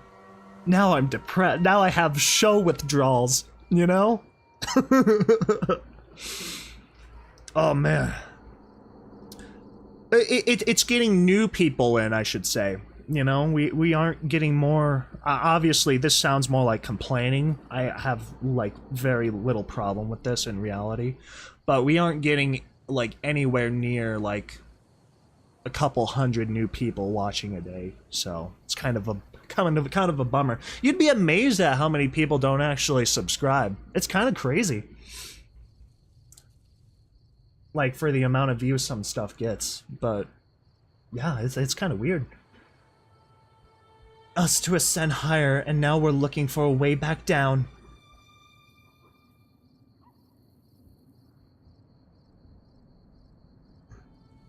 By my estimation, we were a floor above where the scooter had been caught. Collapsed stairwells had forced us to the ascent higher, and now we were looking for a way back down. It's just that he makes me so mad. Velvet Remedy burst out with a stomp. So much for the power of prayer, you know? I really think I should reconsider my options. There's plenty of other stallions in the equestrian wasteland. I felt a pang of jealousy. Started digging a hole to bury it in.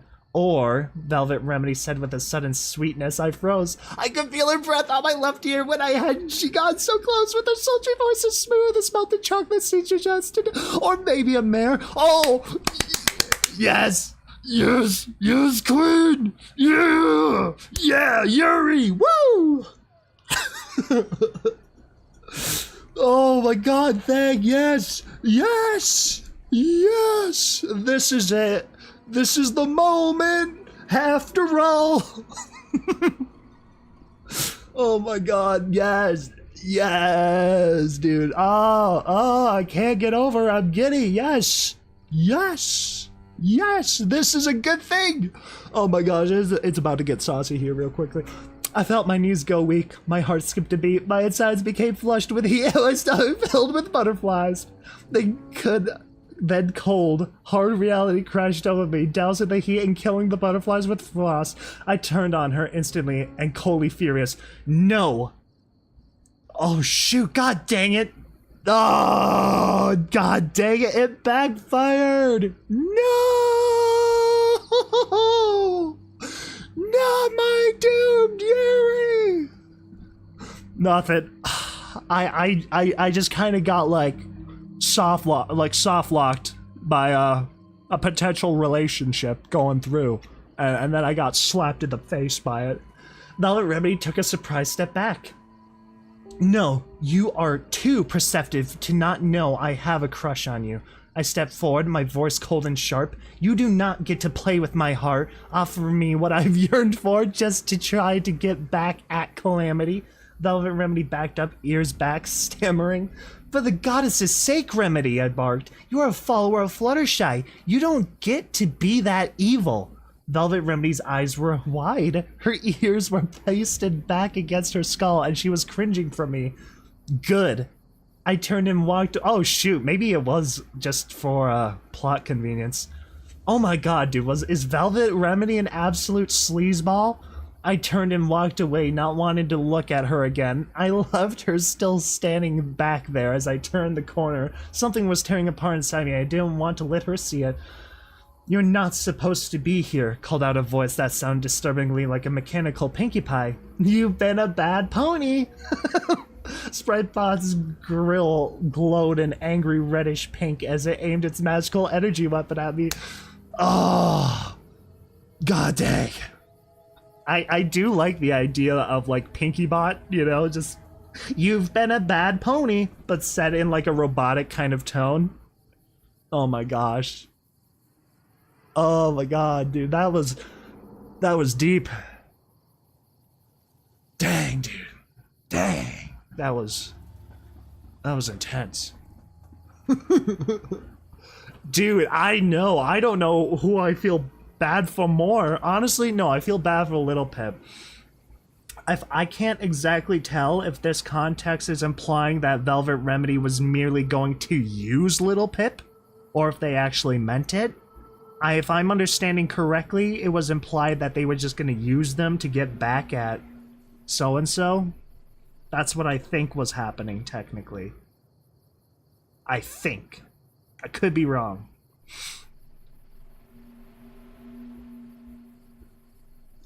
Oof. Don't put the blame on me. I'm only human, after all. Oh my gosh, dude. That... Oh, man, just imagine being the rebound. That sucks, though. Oh, that's cruel. Where are they all coming from? Cried out Velvet Remedy as 5 more sprite bots rounded the doorway and started vaporizing our barricade of tables and refrigerators.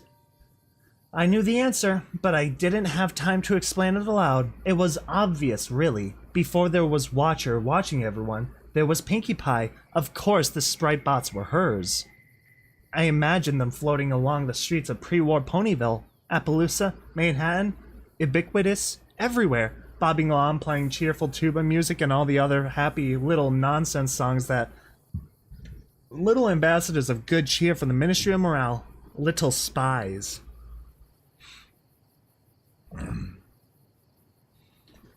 I fired off a shot after shot, ducking down only to reload. The waves were coming faster now, and there were enough of them that my targeting spell was draining before I could finish them all off. Fortunately, there were easy targets. They didn't seem to understand evasion. The clarity of PTMs had faded away, leaving my brain sluggish. Every moment not spent aiming and firing was spent hoping for a chance to eat another Mintal, but with Velvet Remedy crouching right next to me, there was no way to do so. I was still coldly angry with her, and the last thing I wanted to do was give her the satisfaction of seeing something she would interpret as proof she was right. I did have to wonder why this floor, though. 4 more swooped in through the shattered window. I threw a refrigerator at them. 3 were crushed by it. The 4th one was knocked away. Beside me, Velvet fired her needler pistol over and over at it. She was a bad shot, but finally hit it. The needle bounced off the armored bot harmlessly. The bot returned fire, slicing through her mane. Fine, she bristled, with ladylike resolution. I was surprised to feel the combat shotgun float out of its holder. Let's try this one. Blam! The sprite bot exploded in a shower of sparks. Absolutely, I can't imagine it being a good feeling, yeah. If it's not, like, genuine, it's just, like, kind of rude. It's very rude. Not just kind of, it is. It is for sure rude. Oh, tell him I say hi, hello, Colonel. I'm trying to sneak around, but I'm dummy thick. Oh, man. More people, Reedy, let's go! Yeah, I'm glad Little Pip said no. I'm not sure how I feel about Velvet Remedy anymore. They're kind of a jerk. I mean... Oh, what's the word? There is a word for her. What type of person is she? I'll have to think about that. Because, like, she wants to help people, but also she's, like... kind of... I don't know. I don't know the words, unfortunately. Yeah, quite nice. A huge window gave what would once have been a panoramic view of Manhattan.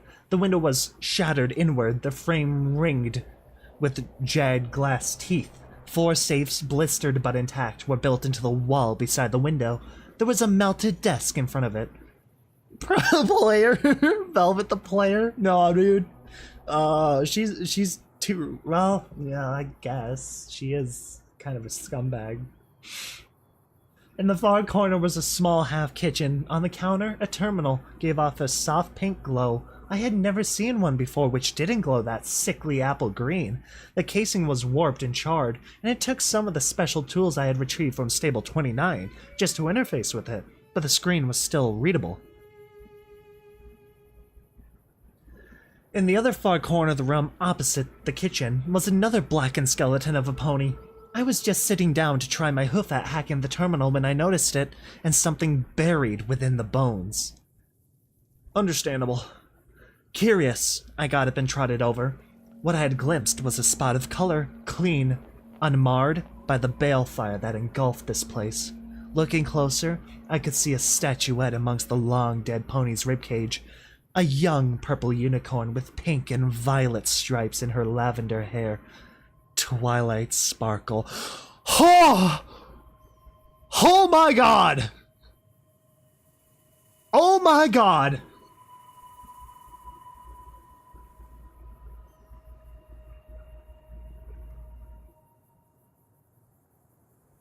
Holy cow. My glimpse was a spot of... Oh.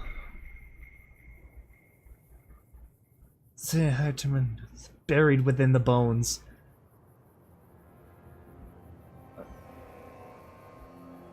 A statuette. We got another statuette, people! We got a Twice statuette! No, that's not Twi. That's not I know. I thought that was Twi's corpse for a second. It's not her corpse. That is a... It's like the little... What do you call them? You play Fallout 4, you collect the little bobbleheads. It's like a bobblehead. It's like a Twi bobblehead. I thought it was Twi's dead corpse. It's not Twi's dead corpse. I think it's literally just a statue. So I think we're bougie. I think we're good.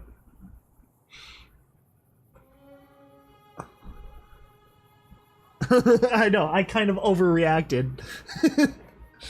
Ugh, gosh. Okay, hold on. I have to fix this chair. This chair's being kind of annoying. Oh, is that it? Lefty, loosey, righty, tighty. I can do it from here. I'm doing it right, I'm fixing it right now. That's not helping.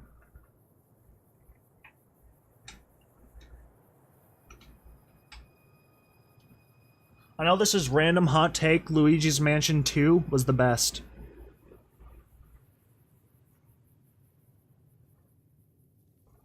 Okay.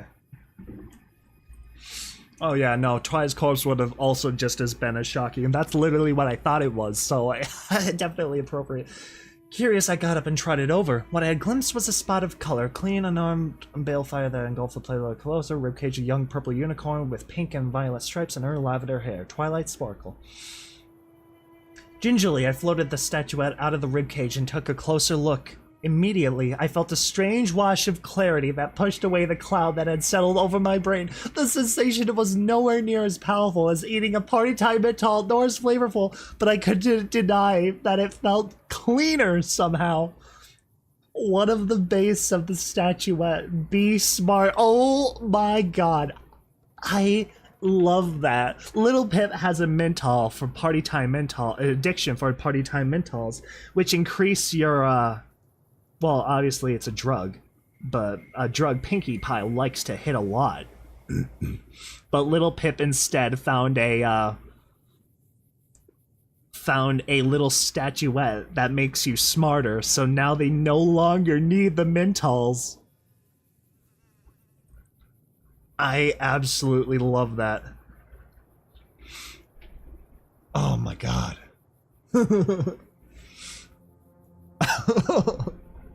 Wait, did I say that? Exactly. That's what it said. It made her feel cleaner now. Now she can not be dumb.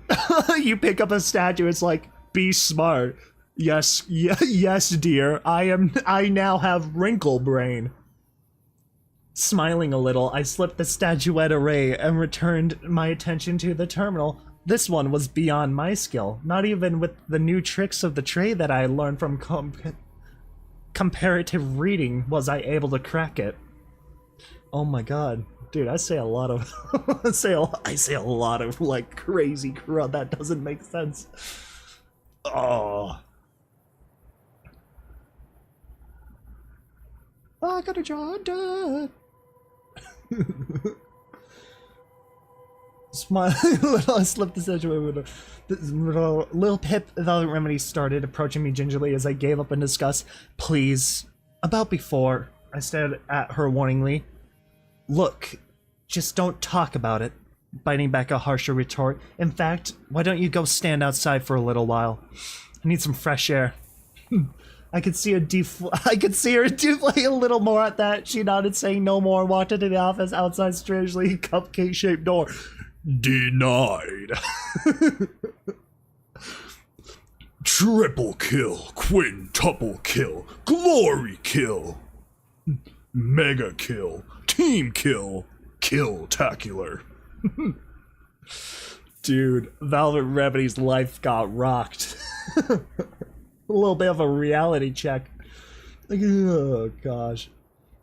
The moment the door swung shut, I flowed out my party time Mentos and swallow up. They went back for another. Of course, I can't leave you alone, little Pip. When I think you have a chance, you're just gonna pop another. I went for the saves first, picking each one easily, and to my joy, the contents of the third save held dozens of tins of party time Mentos. I was actually feeling even happier about the find than the 2 stealth bucks I found earlier. I found in the 4th.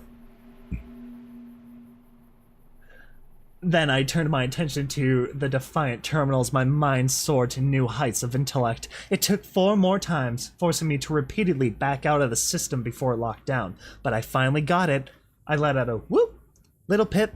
Velvet Remedy's voice sounded through the door, timid, cautious. My shoulders slumped. I sighed. Getting up from the terminal, I walked over to the door and opened it. Okay, look. I know you're sorry and that you didn't mean it, but it doesn't change the fact that you tried to do it. And that's not going to stop hurting anytime soon. She nodded, tears in her eyes. I felt bad. Why did I feel bad? Because she, I forget. I think manipulator's the word, right? That's what she is. Well, maybe not the best word, but it's what she definitely is. Remember, Velvet Remedy maxed out her charisma. She is a Rizzler at heart. She's got that chariz. I closed my eyes and sighed again. I was seeing the situation more clearly now. Even though I didn't want to, party time Mentos were an equal opportunity revealer, and for what it's worth, I get it. I know what it's like to put your faith in what you believe, something to be rather than what something actually is. I looked for an example that didn't reveal that I had gained effectively no insight from DJ Pwn 3. I didn't want to admit that yet, and fortunately, it didn't take much time for me to find an even better example.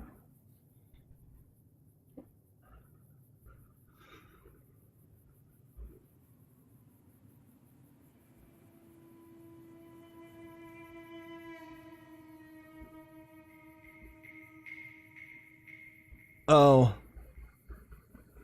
I know what. No, that's different. That's entirely different. What the heck did I do that? I don't freaking know. I don't know. I see. Yeah, okay. I get it. It's like the sarcastic, like, little laugh. Or chuckle, or not even chuckle, whatever. Thing of air. When I stepped into the outside, I was completely lost. I didn't understand. Yeah, I know. I realized it. Yup. I didn't understand any of it. Although usually realistically, I would put like a few F's and then a T at the end to make that more obvious. But, you know, I get it. And when I stepped into the outside, I was completely lost. I didn't understand any of it. The only thing I understood was stables, or at least that's what I assumed. In reality, the only thing I understood was stable 2, and when the other stables didn't live up to my expectations, I couldn't handle it well. I kicked at the floor, stirring up ash. Hell, it didn't even take all the bizarre and fucked up social experiments I get upset when the architecture isn't the same, isn't what I think is right. Velvet Remedy was staring down at me thoughtfully. Hello, welcome to the party. When something or some pony doesn't live up to your assumptions of who he is, then you either have to accept that you didn't know him as well as you thought you did and strive to get to know the real him better, or you start, well, doing what I'm doing now, Velvet Remedy offered. I know, I can only, like, this story came out, I don't know, it was released to FimFiction at least in 2013. It was probably made even before that, before it got moved and published to the site. So, I'm guessing the writing in this one, I'm pretty sure I have noticed, isn't 100% up to like normal English speaking standard. Like, I feel like some words aren't spelled correctly here. But I could be wrong. Maybe I'm just dumb, but I think I have noticed word discrepancies a lot in this series. You start, well, doing what I'm doing now, Velvet Remedy offered. Yeah, I smiled at her, then rolled my eyes. And I'm totally the wrong pony to be giving this advice when I can't even manage it myself. Thank you, little Pip, Velvet said earnestly as I disappeared back through the cupcake door to look at the terminal once again.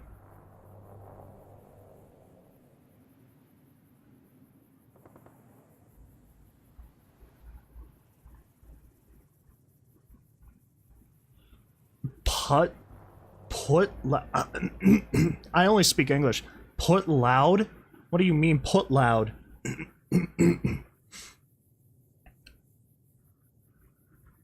So I retrieve a bit of data on the terminal and audio message. Hi, Twilight. It's me. I've tried sending messages to you at both Canalot office and the one here. Every pony says that you're in Splendid Valley again, so now I'm trying you there too. I really hope you're not just avoiding me. I wouldn't blame you if you were.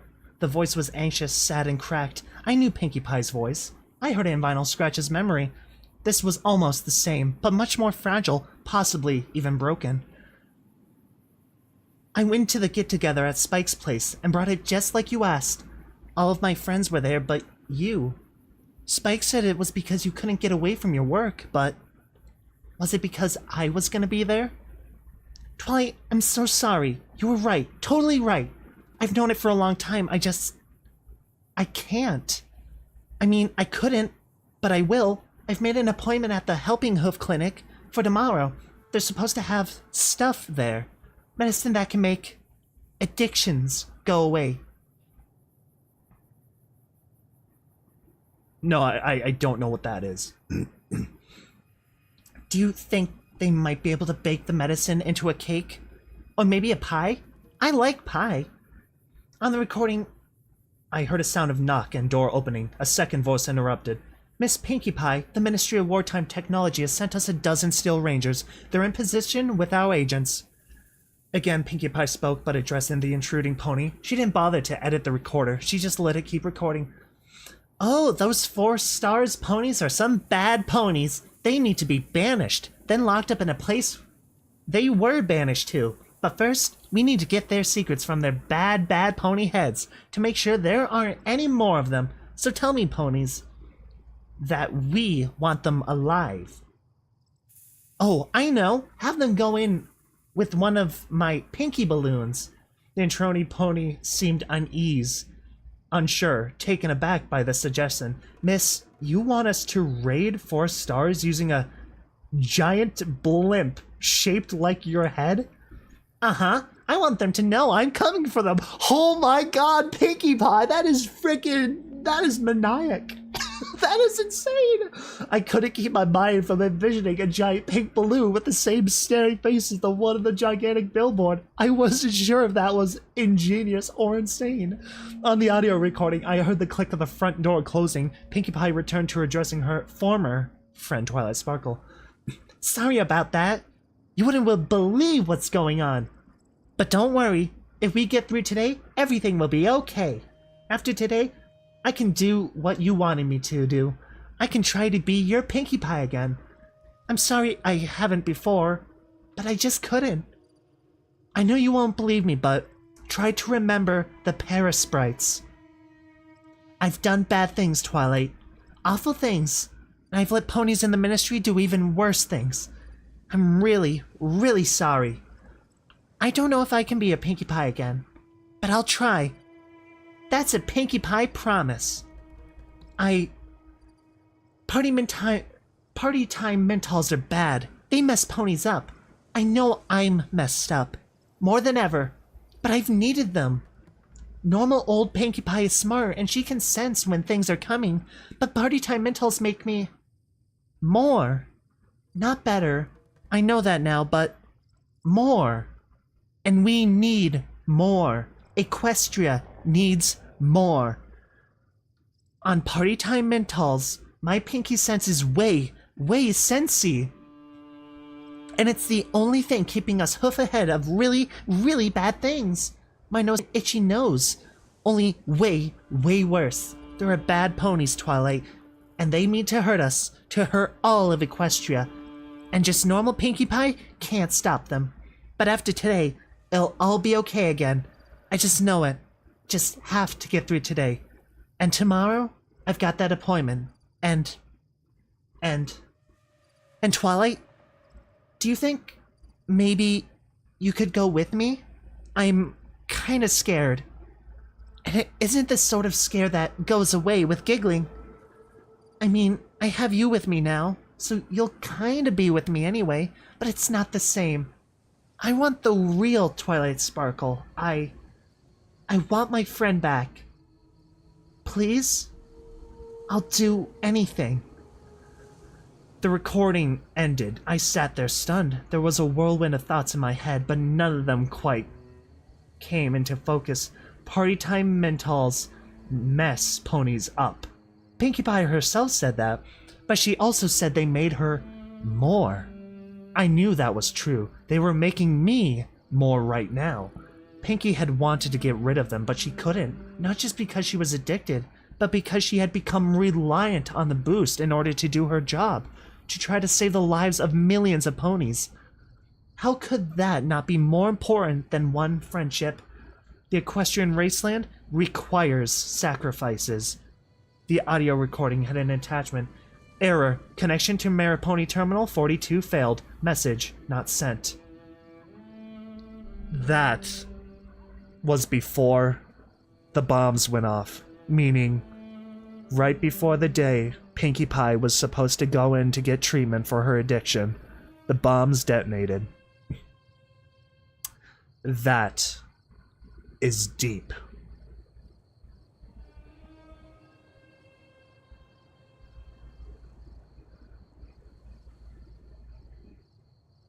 Yeah, that is the building. That is it was more of a transit center. But no, that's entirely correct. That is frickin' sad. No, there is no corpse. Oh my god! Oh my god! Wait a minute! Holy shoot, you have a point! Twilight Sparkle had never received Pinkie Pie's last call. I have you with me now. My eyes fell on the pony skeleton from which I had retrieved the Twilight Sparkle statuette. A sadness welled up in me. I felt tears falling down my cheeks. Celestia and Luna be with you, Pinkie Pie. I said, not knowing what else to say. Oh my actual heck. Oh, I know what they meant. Oh my god, no way. Dude. That is deep. Oh man.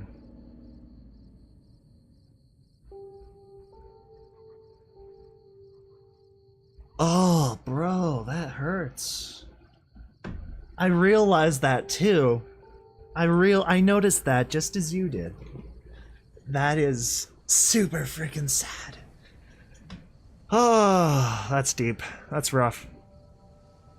The sun was dipping down the horizon, painting the clouds above with streaks of pink and purple, twilight colors. Calamity and Steel Hooves were already waiting for us when Velvet Remedy and I reached the floor below and found where the front end of the oversized red racer scooter had lodged tightly into what had once been the frame of a huge window, canted slightly. The massive red model groaned in the wind. I know, it's so deep.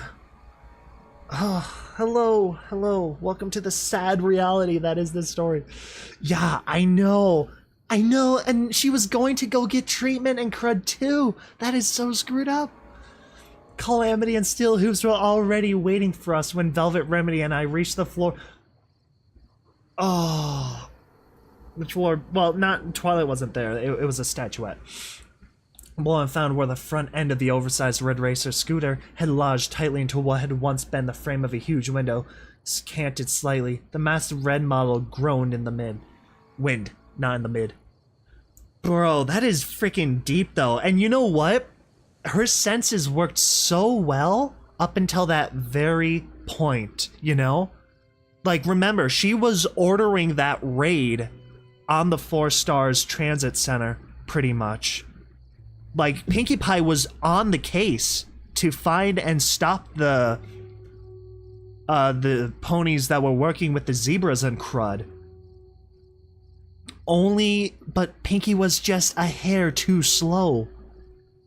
Yeah, literally, I guess, yeah. That is freaking deep, bro. Hello, everyone. That is grim. Oh, yes, this looks safe. Oh, yes, this looks safe, Steel Hooves commented.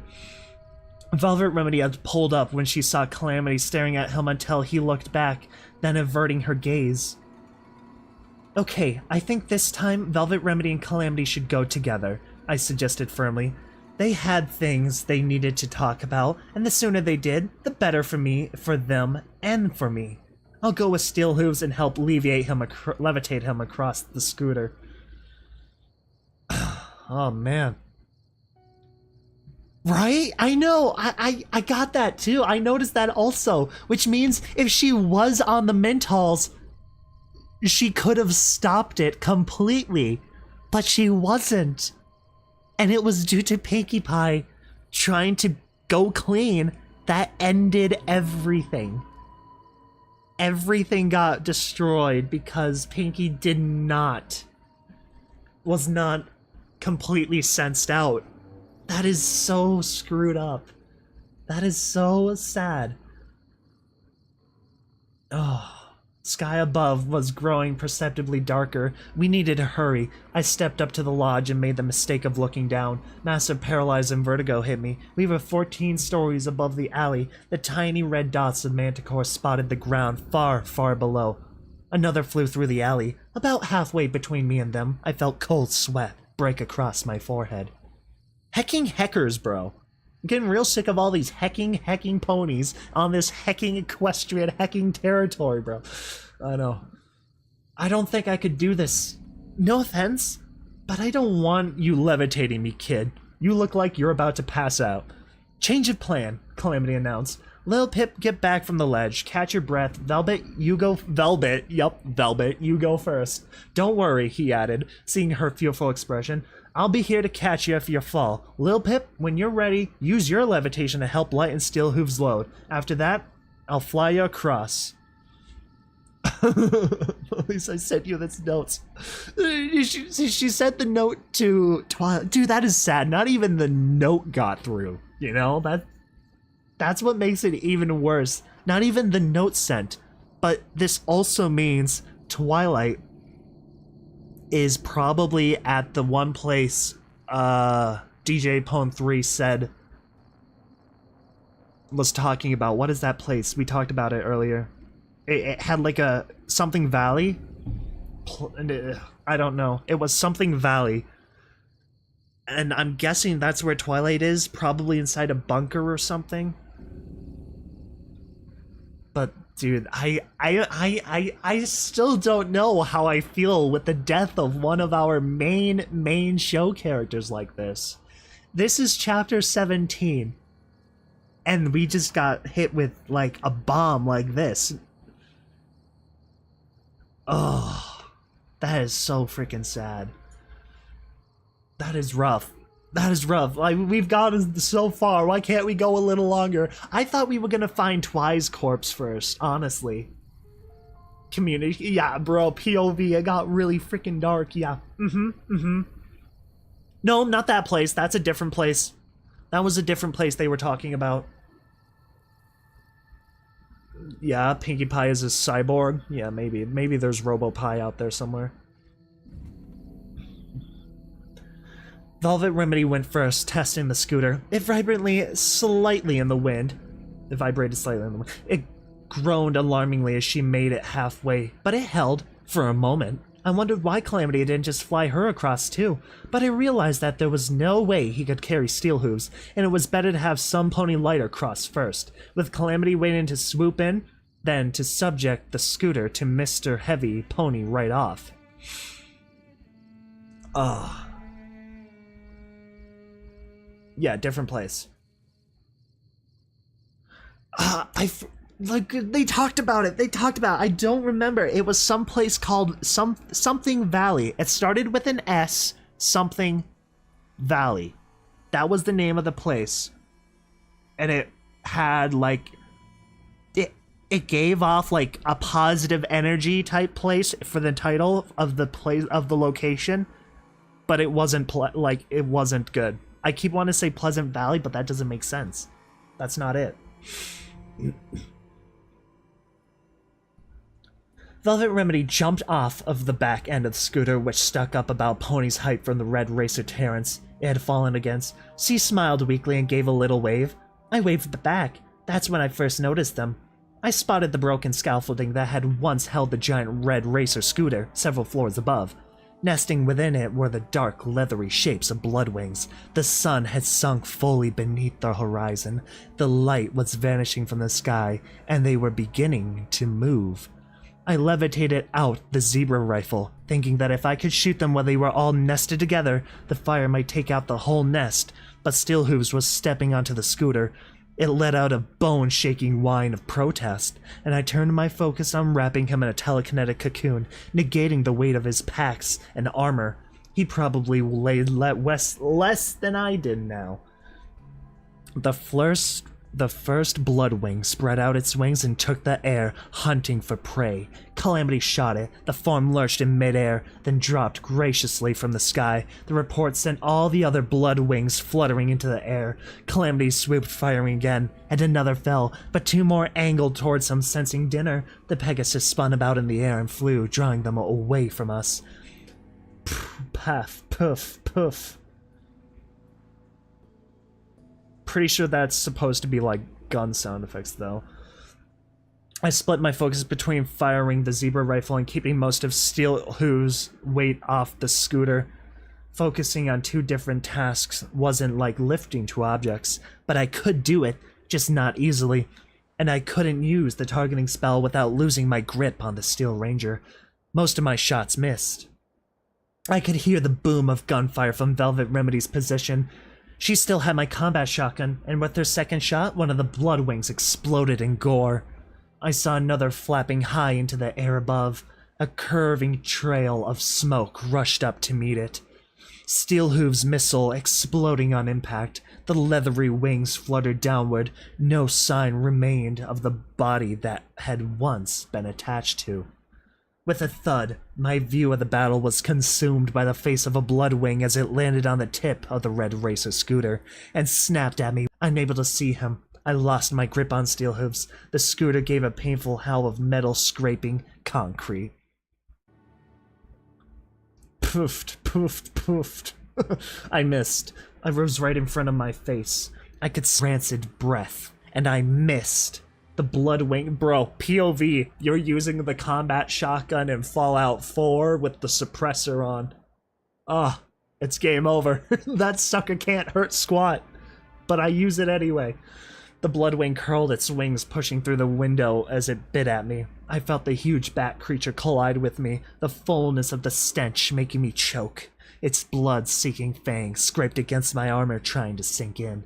I heard a shot from Calamity, and the Bloodwing let out an ear-rending screech.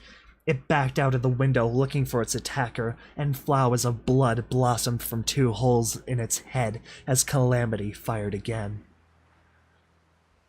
"Figured you might want a spot of help there, partner," Calamity called out, tipping his hat as he flew by. Now 4 Bloodwings were chasing him. Steelhooves had just made it across. I stared at the scooter. It had shifted from Steelhooves' weight. It looked even less stable than before, but Calamity was busy. I had to do this myself. "You can do this," I told myself aloud. "It was your plan." I stepped out onto the scooter, my legs shaking weakly. Oh my goodness. Poison Joke is what it was called. Steel Hooves. Poison. Yes, Poison Joke. I think it's Star Valley. No, it's not Star Valley. I swear it was an S, right? It was an S. They talked about it. Oh, you know what? When they head back to DJ Pwn 3, I think they'll probably tell us what it was.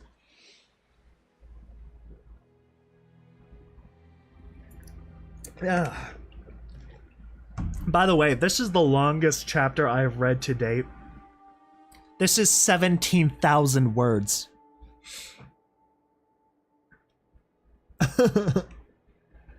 What I usually have done is like 11,000. I was halfway across, drenched in sweat, moving an inch at a time when the Bloodwing swooped down at me. I swung the zebra rifle up at my attacker and pulled the trigger. Paff, paff, paff. The Bloodwing screeched, bursting into flame. My eyes widened as the burning bat hurtled right at me. Breaking into a panicked gallop, I reached for the end of the scooter. The burning corpse of the Bloodwing slammed into the scooter behind me, dislodging it from the Ministry of Morale window with a terrifying squeal. I felt the bridge. I was racing across, lurch away beneath my hooves, leaving me in freefall. Wrapping myself in my own magic, I tried to push myself forward, adding to the momentum.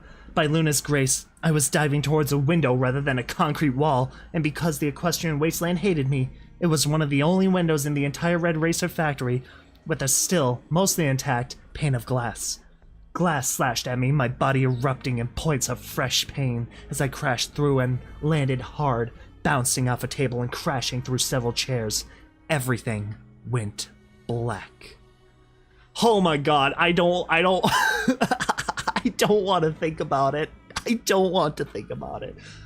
Like, think about this, right? It took us 2 hours to get to where we are. 2 hours, 17,000 words, not even.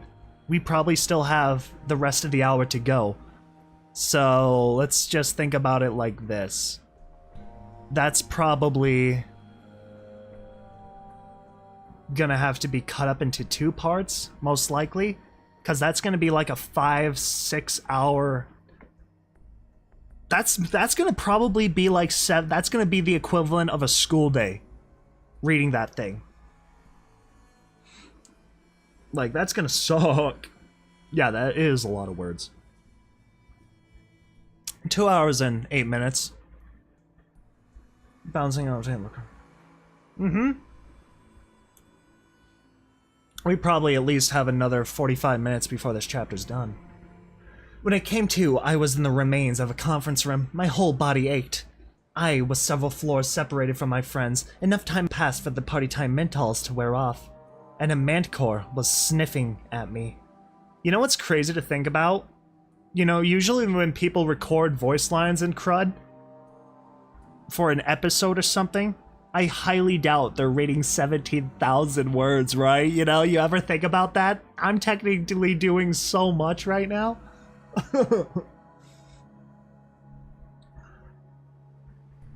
And a manticore was sniffing it. I moaned. I tried to push myself to my hooves, but it was too hard. I wondered what it would feel like to be eaten, and if the manticore would sting me first. The manticore leaned down and bit into my mane, then lifted me up by it and started carrying me like a kitten. It hurt. Oh my god, dude, is it gonna take Little Pip to like its little nest? The manticore leaned down and then lifted me up by its nest. It hurt, the back of my neck and scalp burning, but I was hurting too much everywhere else to protect. protest. The manticore turned and started walking out a hole in the wall. I spotted my zebra rifle alongside the splintered chairs and focused, floating it to me. The manticore either didn't notice or didn't know well enough to care. I realized I could just shoot it, but it was taking me someplace. I was curious where. I needed to go someplace myself, and with any luck, it would be the same someplace. Either way, as much as being carried by my main hurt, I didn't want to walk anywhere either. 2 floors later, as much as being carried by my main hurt, 2 floors later, stepped off the stairway onto a balcony that overlooked the factory floor. Little, normal-sized red scooters were scattered everywhere in various states of assembly. Between the decayed conveyor and ancient, dilapidated machinery, some pony had set up cages. Many of them were filled with ponies. Most were filled with horrifically bloated, twisted, and deformed corpses that used to be ponies. The sight of them twisted my stomach and stabbed through my heart. Manticores moved freely between the cages like guard dogs. That's so screwed up. Wow.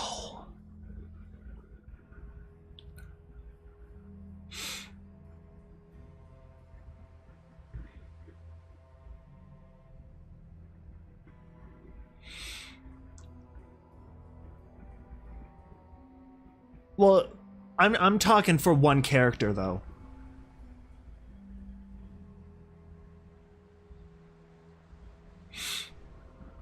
I'm around 40-50 per page.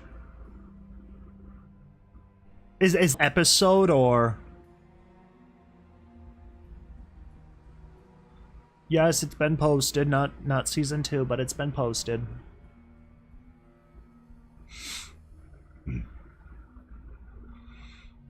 Stabbed through my heart.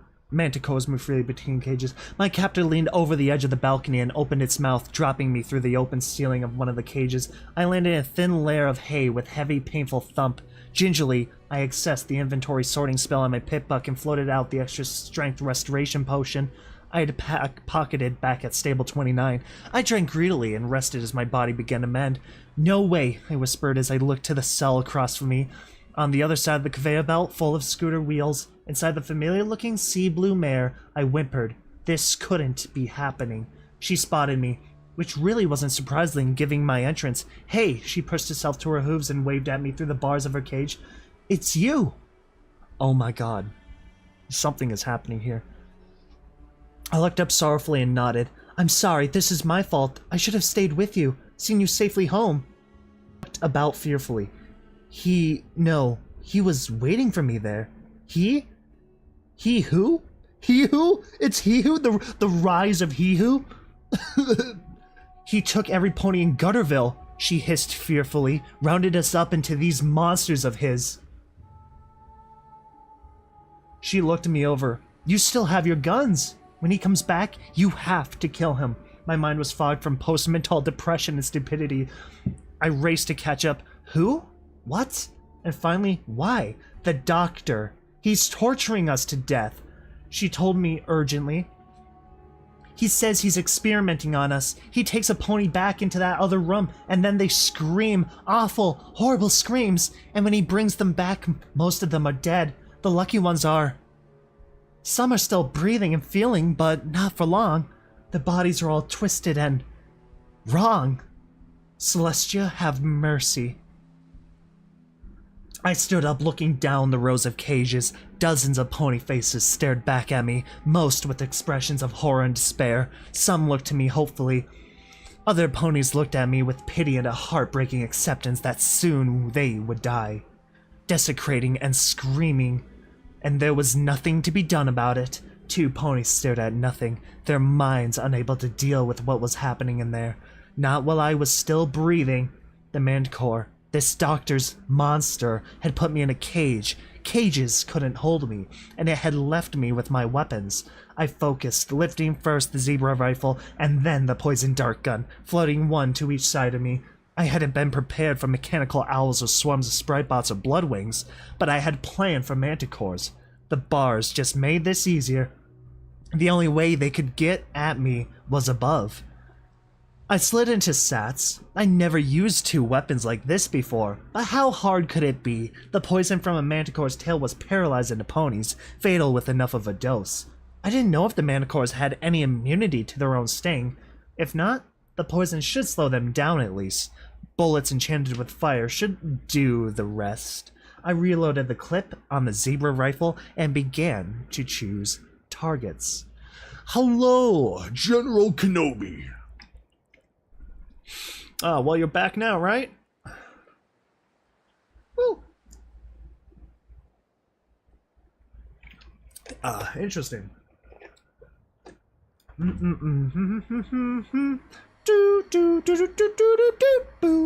Picking the lock to my cell would definitely have been easier without the dead manticore in the cage with me, but I managed. The manticore had been the only one to land inside my cell before I could kill it. The poison darts did no more to the manticores than to the sprite bots and owls, so I had tossed it aside for little Macintosh. The manticore had managed to rake me rather badly, leaving several bloody gashes across my breast before little Macintosh filled it full of noisy death. The dart gun and the zebra rifle were quiet. Little Macintosh was loud, but then burning manticores were loud too. The factory was now filled with smoke and the smell of cooked manticore meat. My cell door swung open and I rushed to see the blue mare's cell, working the lock as fast as I could without breaking a bobby pin. This time, I'll see you home. Wait a minute! Wait a minute! Is this the alley victim? Is this the alleyway victim? Oh god, oh no. I promised, but first, where's the so-called doctor's lab? She pointed the way, but I didn't go until I had opened the lock of every cell that had a living pony. I encouraged those who seemed more mentally fit to help the ponies who didn't have the ability to leave their cells on their own. I stalwartly prevented myself from looking too deeply or too closely at the dead ones. Every pony stay in here. I'll be right back. And then I'm getting you all out of here and back to... I looked to the sea blue pony and she mouthed the name of her village, Gutterville. With that, I crouched down and began to move towards the lab. As soon as I left the factory floor, I activated one of the stealth bucks. This doctor wasn't going to see me coming. I slid past another manticore, making a mental note of where it was so I could kill it after dealing with the doctor. I didn't want to make any more noise than I already had. At the end of the hall, I could see the double doors that lead to what has once been the Red Racers factory's on-site emergency clinic. What did that say about the original factory's safety levels? Light poured through the little square windows on the doors and between the cracks. Cautiously, I nudged the door open, being as quiet as possible, and slipped inside. The rotting form of a ghoul, earth pony in a lab coat, was puttering around tables of chemistry sets and medical equipment. Several medical beds lined one wall, stained darkly with what was probably not just blood. On the farthest one, a brown earth pony lay strapped, eyes wide and dead, a huge bubble having malignantly grown out of his chest. In the center of the room were the corpses of flayed open manticores. They looked like they had been dissected. Along one wall hung dozens of manticore tails. In the far corner, barrels were stacked 2 ponies high. Each bore a yellow diamond-shaped label with dark purple warning labels. Let me guess, this is that toxin crud they were talking about at the start of the chapter. Toxic magical byproduct. Maybe. I don't recall that exactly. Oh, yeah. I post a few times a week. Honestly, like I say it might not seem like it, but it takes energy. It takes energy to record crud. Hitting that record button is hard to do. Sometimes. It's not necessarily hard to do once you get into it, but it's always starting off that's rough. But I'm glad you look forward to them. That makes me happy. I'm glad you like them. Property and Ministry of Magic. Do not touch, breathe, or stare at. Okay, rather specific. No, the ghoul doctor muttered to himself. I'm so close. That last batch almost worked. What am I missing? He trotted over to her terminal, looking over screens of data, then turned towards the pile of dead manticores. Look at you. You look exactly the same as you did before the bombs. Except I was guessing not so dead and autopsied. Radiation doesn't touch you. Taint doesn't harm you. You're the perfect creature. I floated little Macintosh out. Ghouldoc wasn't a sadistic raider type. He was totally cracked. I hesitated to shoot, letting him finish his disturbed rant. I wanted to know what these ponies had died so horribly for. Even if I knew, it wouldn't make any sense. The doctor stopped, staring at the end of one of the... Amongst the clipboards and hot plates sat a memory orb. He reached out and touched it, rolling it under his hoof, then turned away. I knew the secret is in your poison, he announced to the flayed manticore bodies. I just haven't perfected the formula yet. A few more tweaks, a few more tests, but I will crack this. He spun to the dead buck on the medical bed, trotting up to him. The doctor whispered encouragingly, "Won't be long now. Every pony is going to remember you. All of you. And most of all, me. We're gonna give the ponies of Equestria the cure for taint. I think I'll call it Taint Away." He paused, as if the pony corpse had responded. "No, you're right. That's a silly name." Stepping back, he waved a hoof at the corpse, smiling. No, not at all. No need to thank me. I was happy to let you do your part." "Good goddess Celestia." The doctor paused in a moment of revelation. "I'm gonna need more ponies." Holy cow.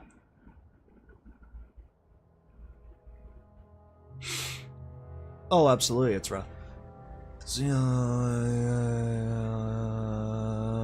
Dude, I watch crud on TV all the time. I use YouTube on my television is literally like, I'm not a real big show or movie. I used to be a huge movie watcher. I used to watch a lot of films. But like for the past several years though, it's always been, I just pretty much almost exclusively use YouTube for crud. I obviously don't just use YouTube for everything. I use other crud every now and then. But still. Love YouTube. Hate. Love hate. It's okay. But you know what? I'm glad I can bring smiles to everyone. I'm glad y'all enjoy. Curiosity got the better of me. I was invisible, and this psychopath wasn't gonna hurt any pony else right away. I figured I had time. I moved to the far table, lowered my horn, and focused on the memory orb. The real world fell from me. This is interesting to think about. This guy is working on a cure to this supposed taint, which I'm guessing is like the curse of becoming a ghoul or something in this. But it requires sacrifice. How far are you willing to go? You know, what sacrifices are you willing to make something possible? How, you know? Oh, that's deep.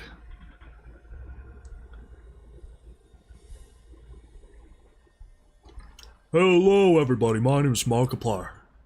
I love Markiplier. I freaking love that guy. He's awesome.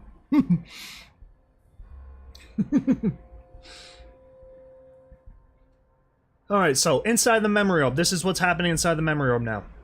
Replaced by a luxurious office, trophies lined the shelves. A much smaller, oversized model of a red racer scooter hung from the ceiling. Everything had an odd reddish tint to it, and my view kept bobbing and tilting, making me seasick.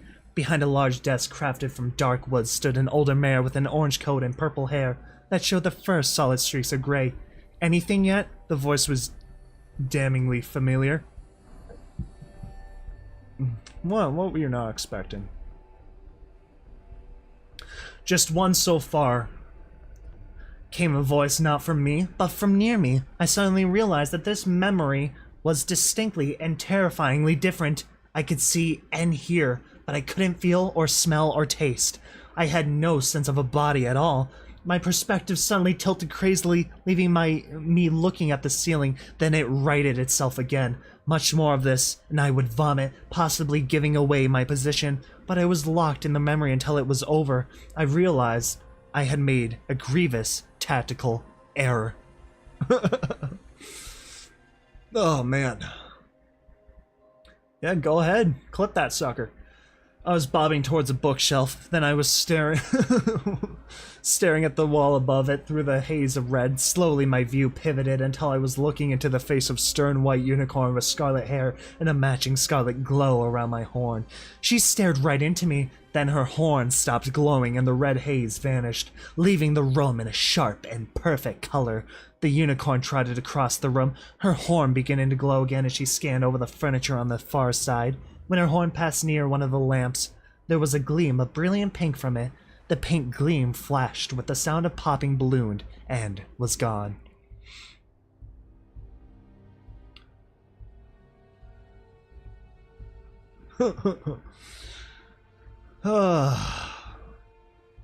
Franken mod? Yeah, that was a while ago. Yeah, that was a while ago. I thought that the idea of that one was pretty cool. This is the last one, Miss Scootaloo. Your room is clean of any ministry or morale snooping, the unicorn said. Shall I send them in now? Scootaloo nodded, grimacing. Please, my friends, have been waiting long enough. She watched the unicorn walk out of the office and then looked around with a sigh. Her gaze caught me. Oh, peekaboo, she called out after the unicorn. You left your... Her voice trailed out with a sigh. Sparkle Cola. I was a Sparkle Cola? No, wait, I was a spy device planted inside a bottle of Sparkle Cola. Scootaloo trotted over to me, leaning up and grasping what I now assumed was the top of a cola bottle, lifted it and carried me over to her wastebasket. My vision twisted weirdly as I fell, landing face up amongst her trash. She stared at me through the circle of the wastebasket and trotted out of sight. I heard the door open. All I could see was the ceiling. Apple Bloom, sweetie God. Oh my god, hold on, it's Scootaloo. Apple Bloom, Sweetie Belle, it's so good to see you two. I mean, you have no idea, Scootaloo said, sounding relieved. Then a tenseness crept into her voice. You weren't followed, were you? No pony saw you? Good to see you too. Good to see you too, Apple Bloom said with a bit of a cheer. And no, we were careful. But do you really think it's a good idea to have a secret meeting in the back of Ministry of Morale? You know, I chose this place thinking they would never expect any pony to plant something right under their noses. But a peekaboo found 2 more Ministry bugs in my office just before you got here. Who's peekaboo? Asked the sweet Sweetie Belle. Head pony of my personal security, Scootaloo answered, then stomped. I hate this. Scoots? Scootaloo growled with frustration. I hate all this hiding and sneaking around. It's not fun anymore. It never was, commented Apple Bloom. Oh man. I haven't done a solid Apple Bloom in a while. Impression, I mean. So I'm kind of out of the loop, I guess. Like I said, all my videos I do voices for are improv. I do them just as I'm doing this. Right now talking to you folks. Straight up in the moment. I don't really prepare them. It's just now and then. No, you're right. It's sick. Scootaloo stomped partially into view, waving her hoof towards her office window. We're having a clandestine meetings, creating new types of dual encryption lurking about in unfinished stables, just to be able to talk freely to each other. These are the ponies I respect the most. 2 of them are your sisters, and we have to hide from them to get anything done. Hey now, nothing's wrong with Applejack. Rarity's just under pressure. Yeah, it can be. I just wish I could do it perfectly, you know? I wish I could completely copy the voices, you know? It's hard. Having an entirely different vocal pattern is crazy. Especially because, like, I am not a female, okay? Making that clear. Like all the other characters, so it's maybe a little different. It's a different beast, alright? I'm doing my best! I'm doing my best, Mom! I'm just kidding. I'm playing. Rarity's just under pressure. Scootaloo sounded like she spit her bit. Okay, granted Apple Bloom hasn't really done anything bad, and I'm proud to say that Rainbow Dash is still good too, but the others, Pinkie Pie, and really Sweetie Belle, The Ministry of Image? What the fuck? Stop talking about my sister like that, Sweetie Belle asked with an edge of warning in her voice. Yeah, we all know the score. No need to rub it, Apple Bloom suggested. Let's talk about something else. Like the Manhattan stables, Sweetie Belle prompted. I hear you've started sending ponies into them already. Yeah, or why you keep changing the design of my stables? Scootaloo sighed. We've been over this, Apple Bloom. We have to sometimes change the stable layout and features to accommodate the experiments.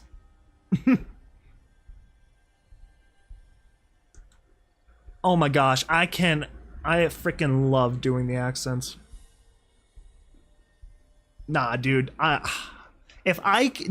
just saying, dude, if I could copy the entire MLP cast perfectly, tell me that wouldn't be pretty awesome. Like, seriously, like, let's be honest here. That would be, like, one of the best possible vocal cords people would want. You know? Like, that is, like, casting call right there. But my designs were perfect, complained Apple Bloom.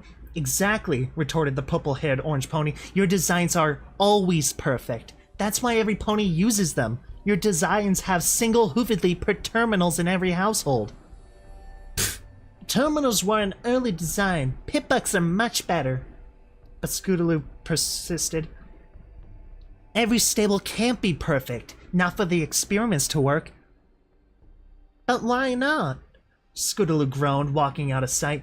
Apple Bloom followed her, moving into view. I only saw part of her head, but she was a pretty pale yellow pony with a brilliant rose mane. I suggested she was the same age as the orange mare.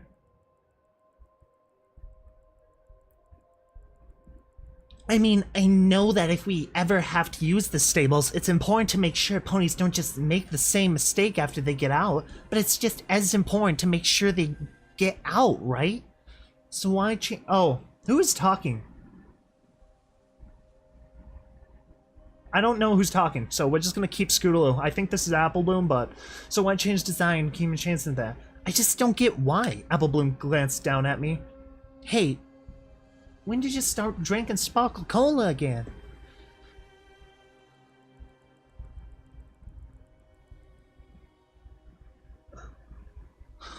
Like, I'm pretty good with a Scooby Man. Roar, Raggy. I can do a better Scooby. I can't tell if Scootaloo was annoyed or thankful for the change of topic. I haven't. You know I can't touch the stuff after hearing about the accident at the plant that was Peekaboo's. Oh, Apple Bloom said, looking away.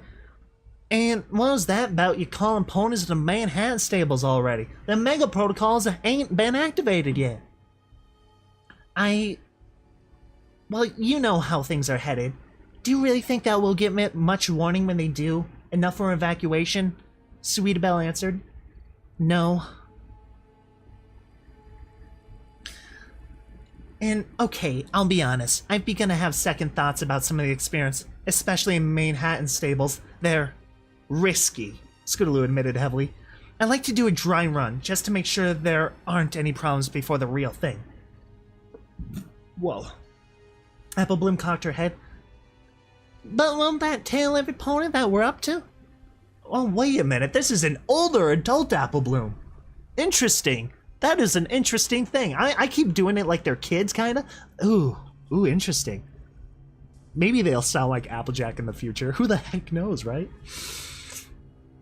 Apple Bloom. But won't that tell every pony what we're up to? That'll ruin the experiments.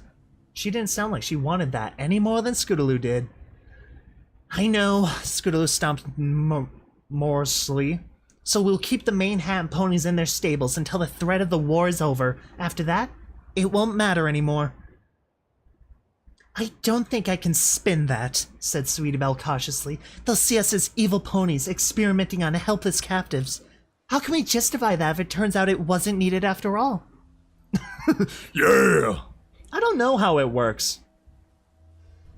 I don't know how that works for other folks. The other gender. I have no clue. I don't know if voices get deeper or possibly... I don't know. I don't know. Obviously, kids can scream like God, right? Scootaloo did. No, you know what? It's probably the same.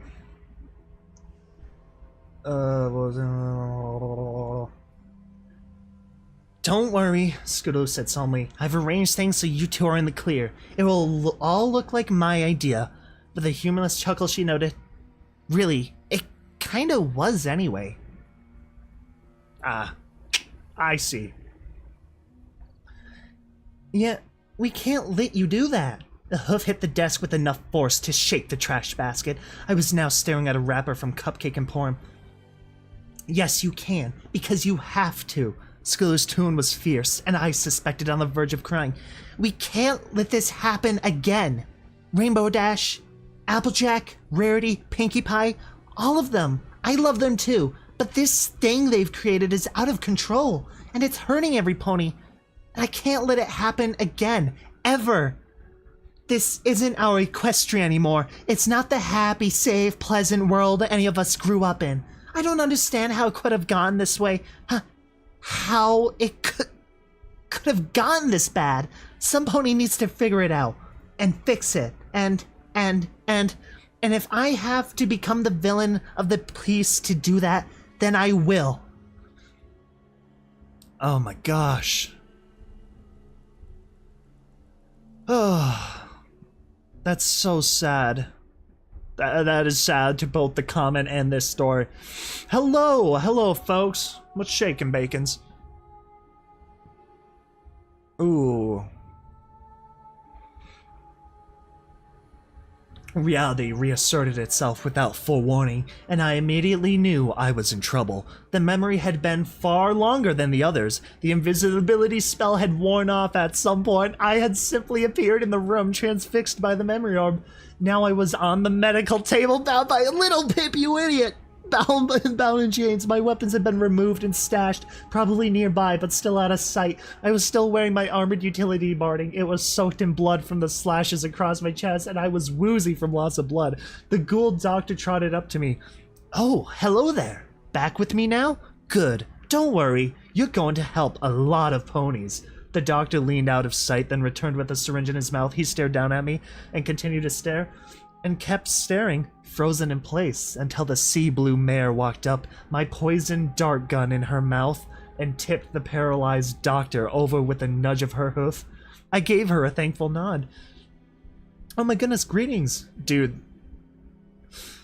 She turned, looked down, and started stomping furiously on the ghoul doctor. I heard the skull crack and splinter. The pony seemed to be taking out all her hurt and rage on the ghoul, stomping and stomping and stomping long after he must have been dead.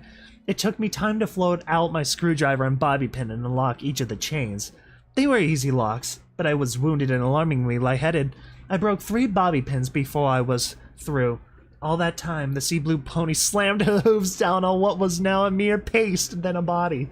She didn't stop until I wrapped her in a hug and held her. Dude, that's true. That's the most powerful armor of all. You know, the armor that doesn't need fixing is the plot armor kind. There, nothing needs to repair that crud. That stuff will last forever. I already know, however, I feel like near the end of this story, we are going to lose some character. I'm not sure who, but I feel like we are going to lose somebody. Well, I mean, yeah, that's the point. That's the point. That's the inspo. Well, the show, I guess, came out way after this story, but it's the same idea. This story is inspired by Fallout, so it makes sense. I sat on ledge overlooking the depressing town of Gutterville as the early morning sun broke over the city below. Velvet Remedy was caring for ponies we had helped back here. Calamity and Steelhooves had been discussing possible defenses that could be added around the collection of hovels. Calamity was explaining now about the turret array we'd put together back at Junction R7. I had met up with my friends in the Red Racer factory about half an hour after the death of the Ghoul Doctor. They had managed to find the safe that DJ Pwn 3 was interested in, but had no way of unlocking it. Instead, Stillhooves had blown apart the entire wall around the safe and had been dragging it around behind himself with a harness. Calamity had looted everything else. Dude, what the heck? We're just reading a story pretty much. There's not much more to say to that. Inside were 2 demo recordings. Hush Now, Quiet Now, Manhattan Never Sleeps rendition by Sweetie Belle and song called Sing It by the Cutie Mark Crusaders. I hope that Homage liked her prize. Dude, I don't want to start hearing Fluttershy be singing that over the... I don't want DJ Pony to be playing Hush Now, Quiet Now, Fluttershy edition, alright? Over the broadcast. That's gonna be horrible. Oh no. Watcher floated silently next to me after the Ministry of Morale Hub. I wasn't sure I would ever see those little sprite bots the same way again. It's not enough, is it? I asked, breaking the silence, knowing your virtue, I mean. I remembered Watcher's list of great virtues of pony kind, but those virtues, I'd come to realize, weren't great on their own. I had seen a dark, stunted versions of many of them. Pinky, Silverbell's mirthless, sorrow-born laughter, God's loyalty only to contract and cord, Monterey's honesty out of desperate self-image. I'd almost collected a set. No, Watcher replied in that toneless mechanical voice which Watcher hid behind. There's a spark that's needed. Without it, a virtue isn't anything special. Wat's the spark? I asked forlornly. I didn't even know my virtue. Now I needed a spark too. Friendship. Watcher is Twilight. I'm guessing Watcher is Twilight. Dude, I think Watcher must be Twilight, right? That has to be the case. How could Watcher have directed Little Pip to the Ponyville library for the book that she, quote, needed? You know? How would she know it was in there otherwise? Watcher is Twilight. Watcher is Twilight. And if they say friendship is like the secret ingredient, it has to be Twilight, or one of the members of the main 6. I looked up at the floating sprite bot, the shifting of position making the bandages on my breast rub. Friendship? I turned to watch Velvet Remedy bandage the leg of a pink stallion. I saw Calamity laughing good-naturedly at something Steelhooves had said. Friendship. I had friendship. I felt a pang of joy as the acceptance of that cut through the petty jealousy and creeping paranoia that had threatened to overwhelm me. I had friends. The Watcher series? I'm not sure what that even is. You could say I've made a study of the subject, Watcher admitted. Then before I could ask, a static pop heralded Watcher's disappearance. The sprite bot floated away on trombone. Dude, this sentence right here. A study on the subject. Quote unquote. There is no way that is not Twilight. That is Twilight. That makes sense, right? I'm not crazy. Holmes smiled, floating the 2 demons away from me. Demos away. Whoops. Thank you. All of you. DJ Pwn 3 had been waiting to hear these for a long time. He can't tell you how much he appreciates this. Well, he could start by telling us himself, Steelhooves suggested dourly. Sorry, Homage apologized. He's very busy preparing the next news segment, but he sent me to make sure you know how thrilled he is, and to give you this. Homage's horn glowed as she guided the flux regulator to the rest of Calamity's hooves. Aww, intoned Velvet Remedy with clear disappointment. I was hoping to meet him and sing for him. I flinched, realizing I hadn't mentioned that to Homage yet. The pretty gray unicorn shot me a questioning look. Tomorrow, I stammered. I'm sure DJ Pwn 3 will have some time for us tomorrow. And it has been such a long day. Do any of us really want to meet him without getting some rest first? I swallowed, looking hopefully to the others. And a bath. Oh my gosh. I know, right? They know so much. That is officially now Twilight. And there is nothing that can tell me and say that they ain't. That sealed it for Velvet Remedy, who nodded primly. Oh, right. Whatever was I thinking? And don't you want to give that thing, I pointed to the arcane devices I spoke to Calamity, a good look over before we go anywhere? Yup.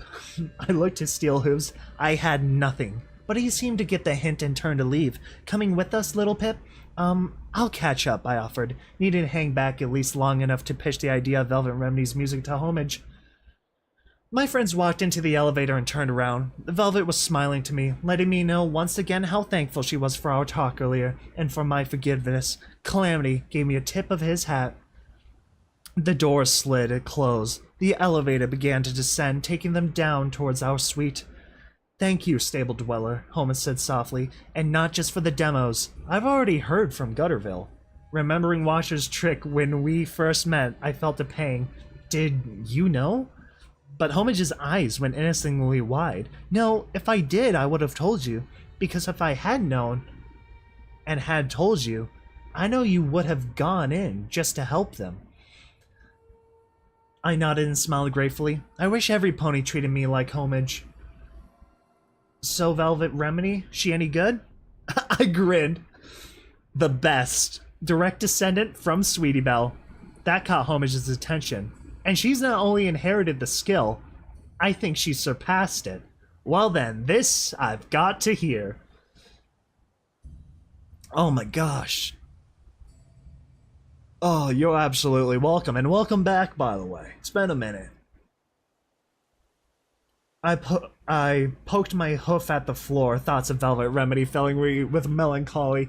There was something I hadn't had the courage to ask before, and now my heart was aching to know. Homage, can I ask you a favor? Sure, the gray unicorn smiled brightly. Have a request? I took a deep breath. This was going to be humiliating, but Homage had eyes almost everywhere. If anyone could find anything for me, it was her. You watch all over Equestria, the parts you can see.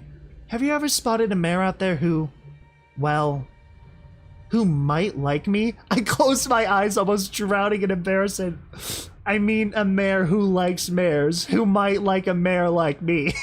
Every second Homage was quiet, felt like an anvil falling on my head, falling by a hay cart, followed by a piano. That sounds like it hurt. I might, Homage said cautiously. I sagged, feeling both relieved but mortified. Then, could you point me in the right direction? Tell me where. I felt the hoof gently touch my shoulder. Little Pip, I said might. Yes! Yuri! I turned to look at her, but comprehending, then looking into her eyes, I felt a spark of understanding. Oh. I blinked, her expression softened senselessly. The spark ignited into a fire. Oh! Homer smiled beautifully. Thank you, Celestia. Footnote, level up. Skills note. Science has reached 100%. New perk, Action Philly, level 2. You know your targeting spell like the back of your hoof, making you about 20% cooler in combat. For each level of this perk, you gain 15 action points in stats. Dude, that is totally rad. Coming to a local mall near you. Dude, that is freaking awesome. Dude, we've reached the end of that chapter. And we did it in 2 hours and 48 minutes. 17,000 words. 17,000 words. Holy cow, look at that. Look at that. That's so much. It just keeps going. Okay, I have to go to the bottom and then I have to like slowly scroll up. Oh my god. Oh my god. Oh my god. Hold on. We're just gonna kind of go up.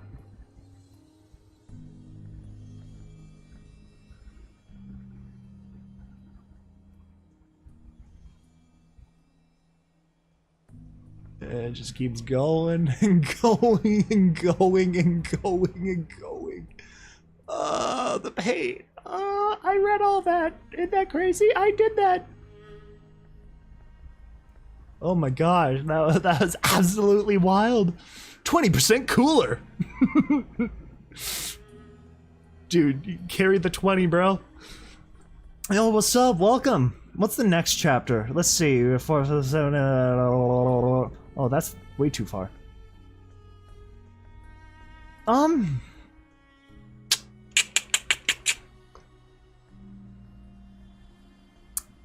do I do, folks?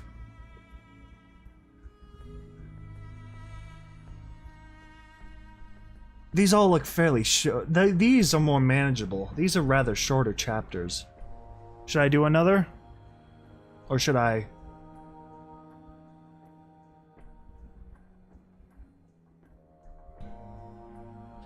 Eventually. What is question?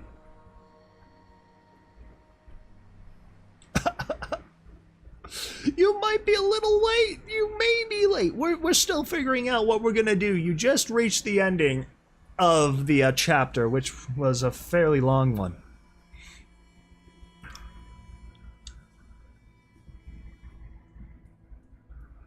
Nah, that's understandable. Let's see, how long was it? 9,000 words. I'm not sure. Not sure. Here, I'm just gonna play some.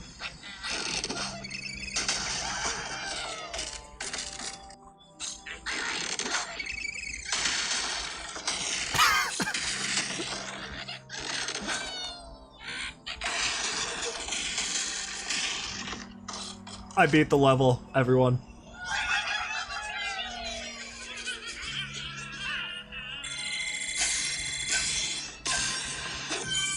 Guys, I got a new high score. 3 stars. You hear that? That was absolutely awesome.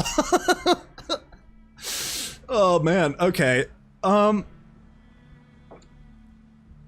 don't know. I don't religiously monitor every single story I've done. Nah, that was indeed an Angry Birds match, and I beat the level too. First try. I know. Imagine rating going straight to Angry Birds. Isn't that weird? Oh, that's a good point.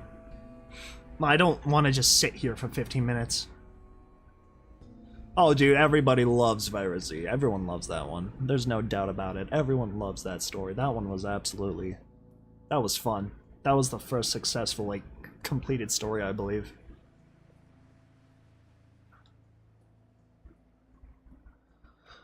Ugh, that one's the most popular video on this channel, I believe.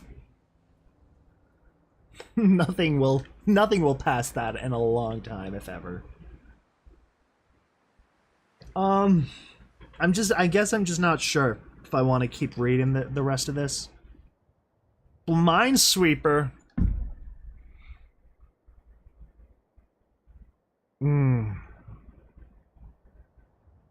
Okay, hold on. Just gotta turn play some Minesweeper.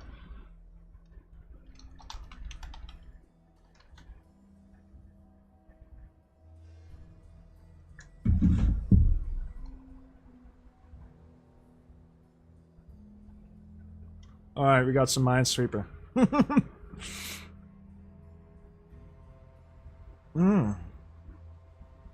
Oh, that's a bummer. Why did I pick that? That was bad. I'm not good with Minesweeper. I have no clue how to play Minesweeper. I don't get it. I have no idea how to play Minesweeper.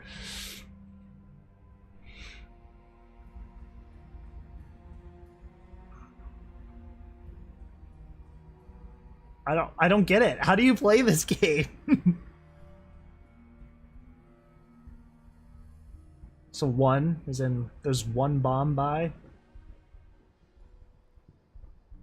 Okay. Bruh.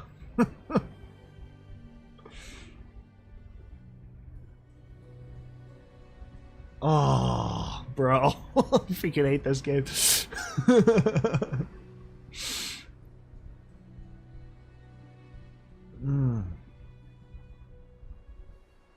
God dang it. Gosh dang it, dude. God, oh my god, this is freaking ridiculous. This is rigged. Rigged. Rigged. Rigged. Rigged. Rigged. Oh, ho, ho, ho, ho, ho, ho. Yes. Oh, oh, no. I was doing so good. No. Dude, I don't know. That looks pretty clear to me.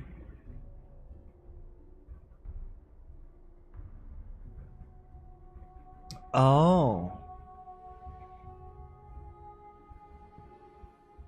Well, I'm done with Minesweeper. I'm not I'm not doing that anymore. I'm not playing Minesweeper anymore, guys. I'm not touching that. Oh my god. You know, okay, tell you what. Here's what I can do. I kind of want to play the next Telltale Batman game, so I can jump to that instead if folks want. Oh, that's cool.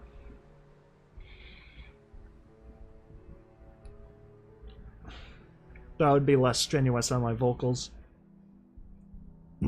What time is it? I don't know, bro. I don't know. How am I supposed to know? Alright, well... I think we're just gonna... Alright, I'll do that. Just give me a couple minutes and I'll start playing some Telltale's Batman.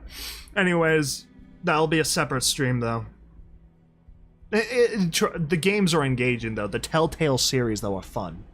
I absolutely had a blast with it. But yeah, okay, I'll start that up here in a couple of minutes. The stream is going to end here, but another stream will start up in a little bit here. So just stay tuned for that. Anyways, I'll catch you folks in the next one.